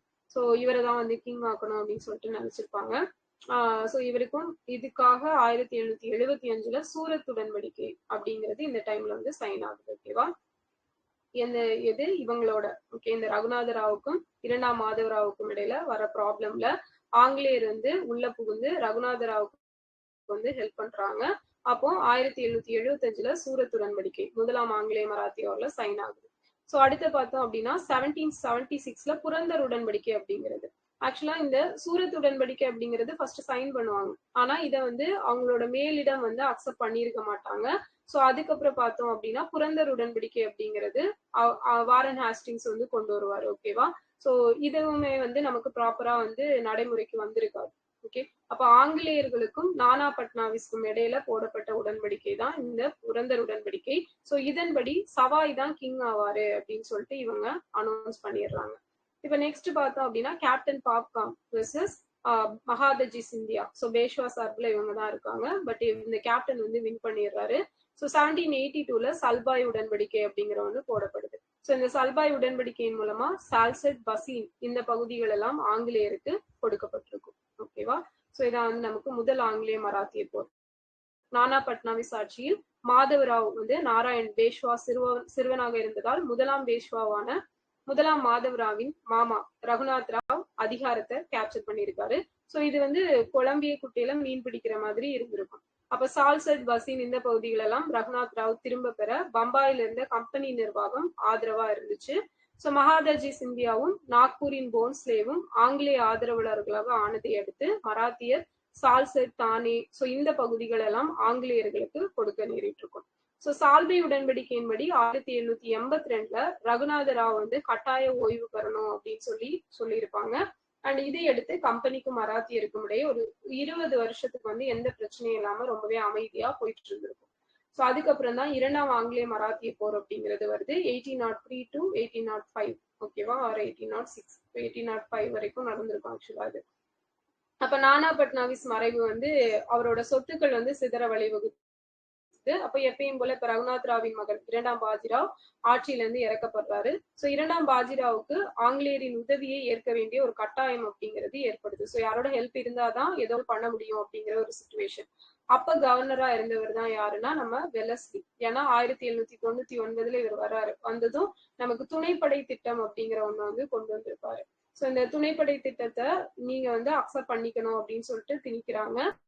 அண்ட் 1802ல பசீன் ஒப்பந்தம் அது சைன் ஆகுது. 26 லட்சம் வருமானம் ஈட்டக்கூடிய நிலப்பகுதி அப்படிங்கிறது கொடுக்கப்பட வேண்டும் அப்படிங்கிறதும் இந்த உடன்படிக்கையில சைன் பண்ணியிருப்பாங்க இந்த ஒப்பந்தத்துல, பசீன் ஒப்பந்தத்துல. சோ முன்னணியில் இருந்த மராத்திய அரசு பல இந்த மோசமான ஒப்பந்தத்தை ஒதுக்கி தள்ளியிருக்கும். இதனால இரண்டாவது ஆங்கிலேய மராத்திய போர் அப்படிங்கிறது வந்துச்சு. இந்த ஒப்பந்தத்துக்கு அப்புறம் தான் நமக்கு மராத்திய போரே வருது. அண்ட் மராத்தியர் கடும் எதிர்ப்பை காட்டிய போதிலும் அதன் தலைவர்கள் வந்து கம்ப்ளீட்டா அழிக்கப்படுறாங்க. துணைப்படை திட்டத்தை ஏற்க வேண்டிய ஒரு சிச்சுவேஷன். சோ அதனால இவங்க ஏத்துக்கிறாங்க. அண்ட் ஆங்கிலேயருக்கு தோவா பகுதி, அகமது நகர், புரோச் மலைப்பகுதிகள், சோ இது எல்லாமே வந்து கம்ப்ளீட்டா கொடுத்திருப்பாங்க. சோ இதான் வந்து நமக்கு இரண்டாம் ஆங்கிலேய மராத்திய போர் அப்படிங்கிறது. சோ நெக்ஸ்ட் பார்த்தோம் அப்படின்னா மூன்றாம் ஆங்கிலேய மராத்திய போர். இது 1817 to 18 பரோடாவோட ஆட்சியாளர் கெய்க்வாட், சோ இது முதன்மை அமைச்சர் கங்காதர் சாஸ்திரி பேஷ்வாவின் விருப்பத்துக்கு உகந்த திரிபக்சியால கொல்லப்பட்டிருப்பாரு. சோ இவருக்கு அடுத்து பேஷ்வா இரண்டாம் பாஜிராவ் வந்து ஆங்கிலேயருக்கு எதிராக மாறுறாரு. புனேல வசித்த மவுண்ட் ஸ்டூவர்ட், ஓகேவா, இந்த மவுண்ட் ஸ்டூவர்ட் அப்படிங்கிறவரு எல்பின்ஸ்டோனின் வற்புறுத்தல்ல திரிம்பக்சி அப்படிங்கிறவரை சிறையில அடைக்கிறார். சோ நம்ம பார்த்திருப்போம்ல இந்த பேஷ்வா பீரியட்ல வந்து திரிம்பக்சி தான் வந்து ரொம்ப ப்ராப்ளம் வந்து கொடுத்துட்டு இருந்திருப்பாரு அப்படின்ட்டு. சோ யாரோட பீரியட்ல ப்ராப்ளம் கொடுத்துட்டு இருந்தாரு?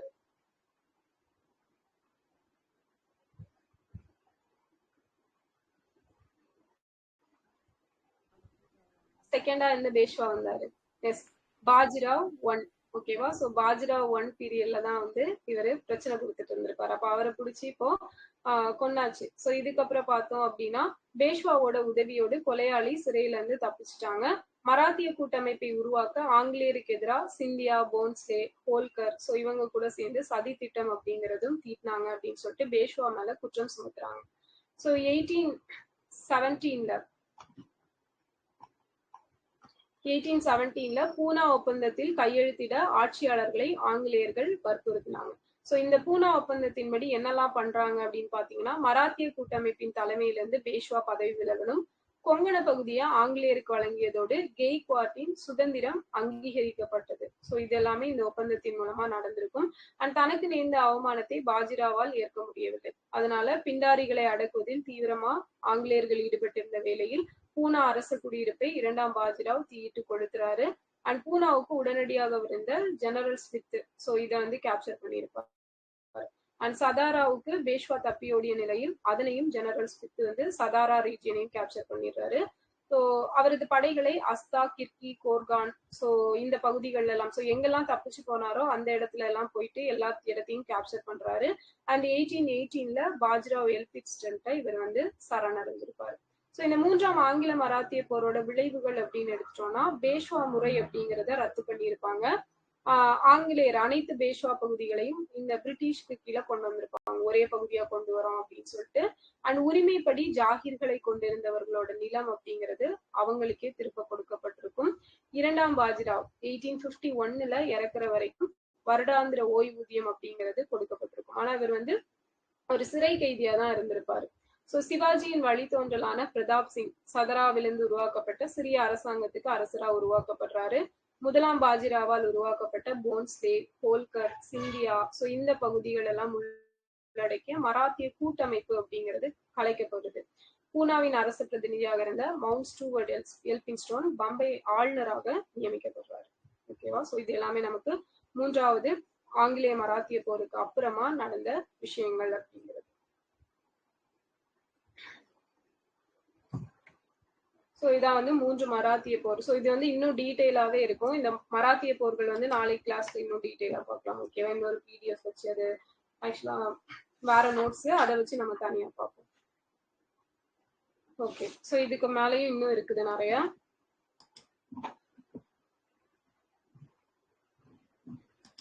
சோ இது வரைக்கும் இருக்கட்டும். இதுக்கப்புறம் இருக்கிறத நெக்ஸ்ட் நாளைக்கு பார்க்கலாம். இதுக்கப்புறம் இவங்களோட நிர்வாகம் இருக்கும். அப்புறம் தமிழ்நாட்டுல மராத்தியர்களோட ஆட்சி அப்படிங்கிறது இருக்கும்.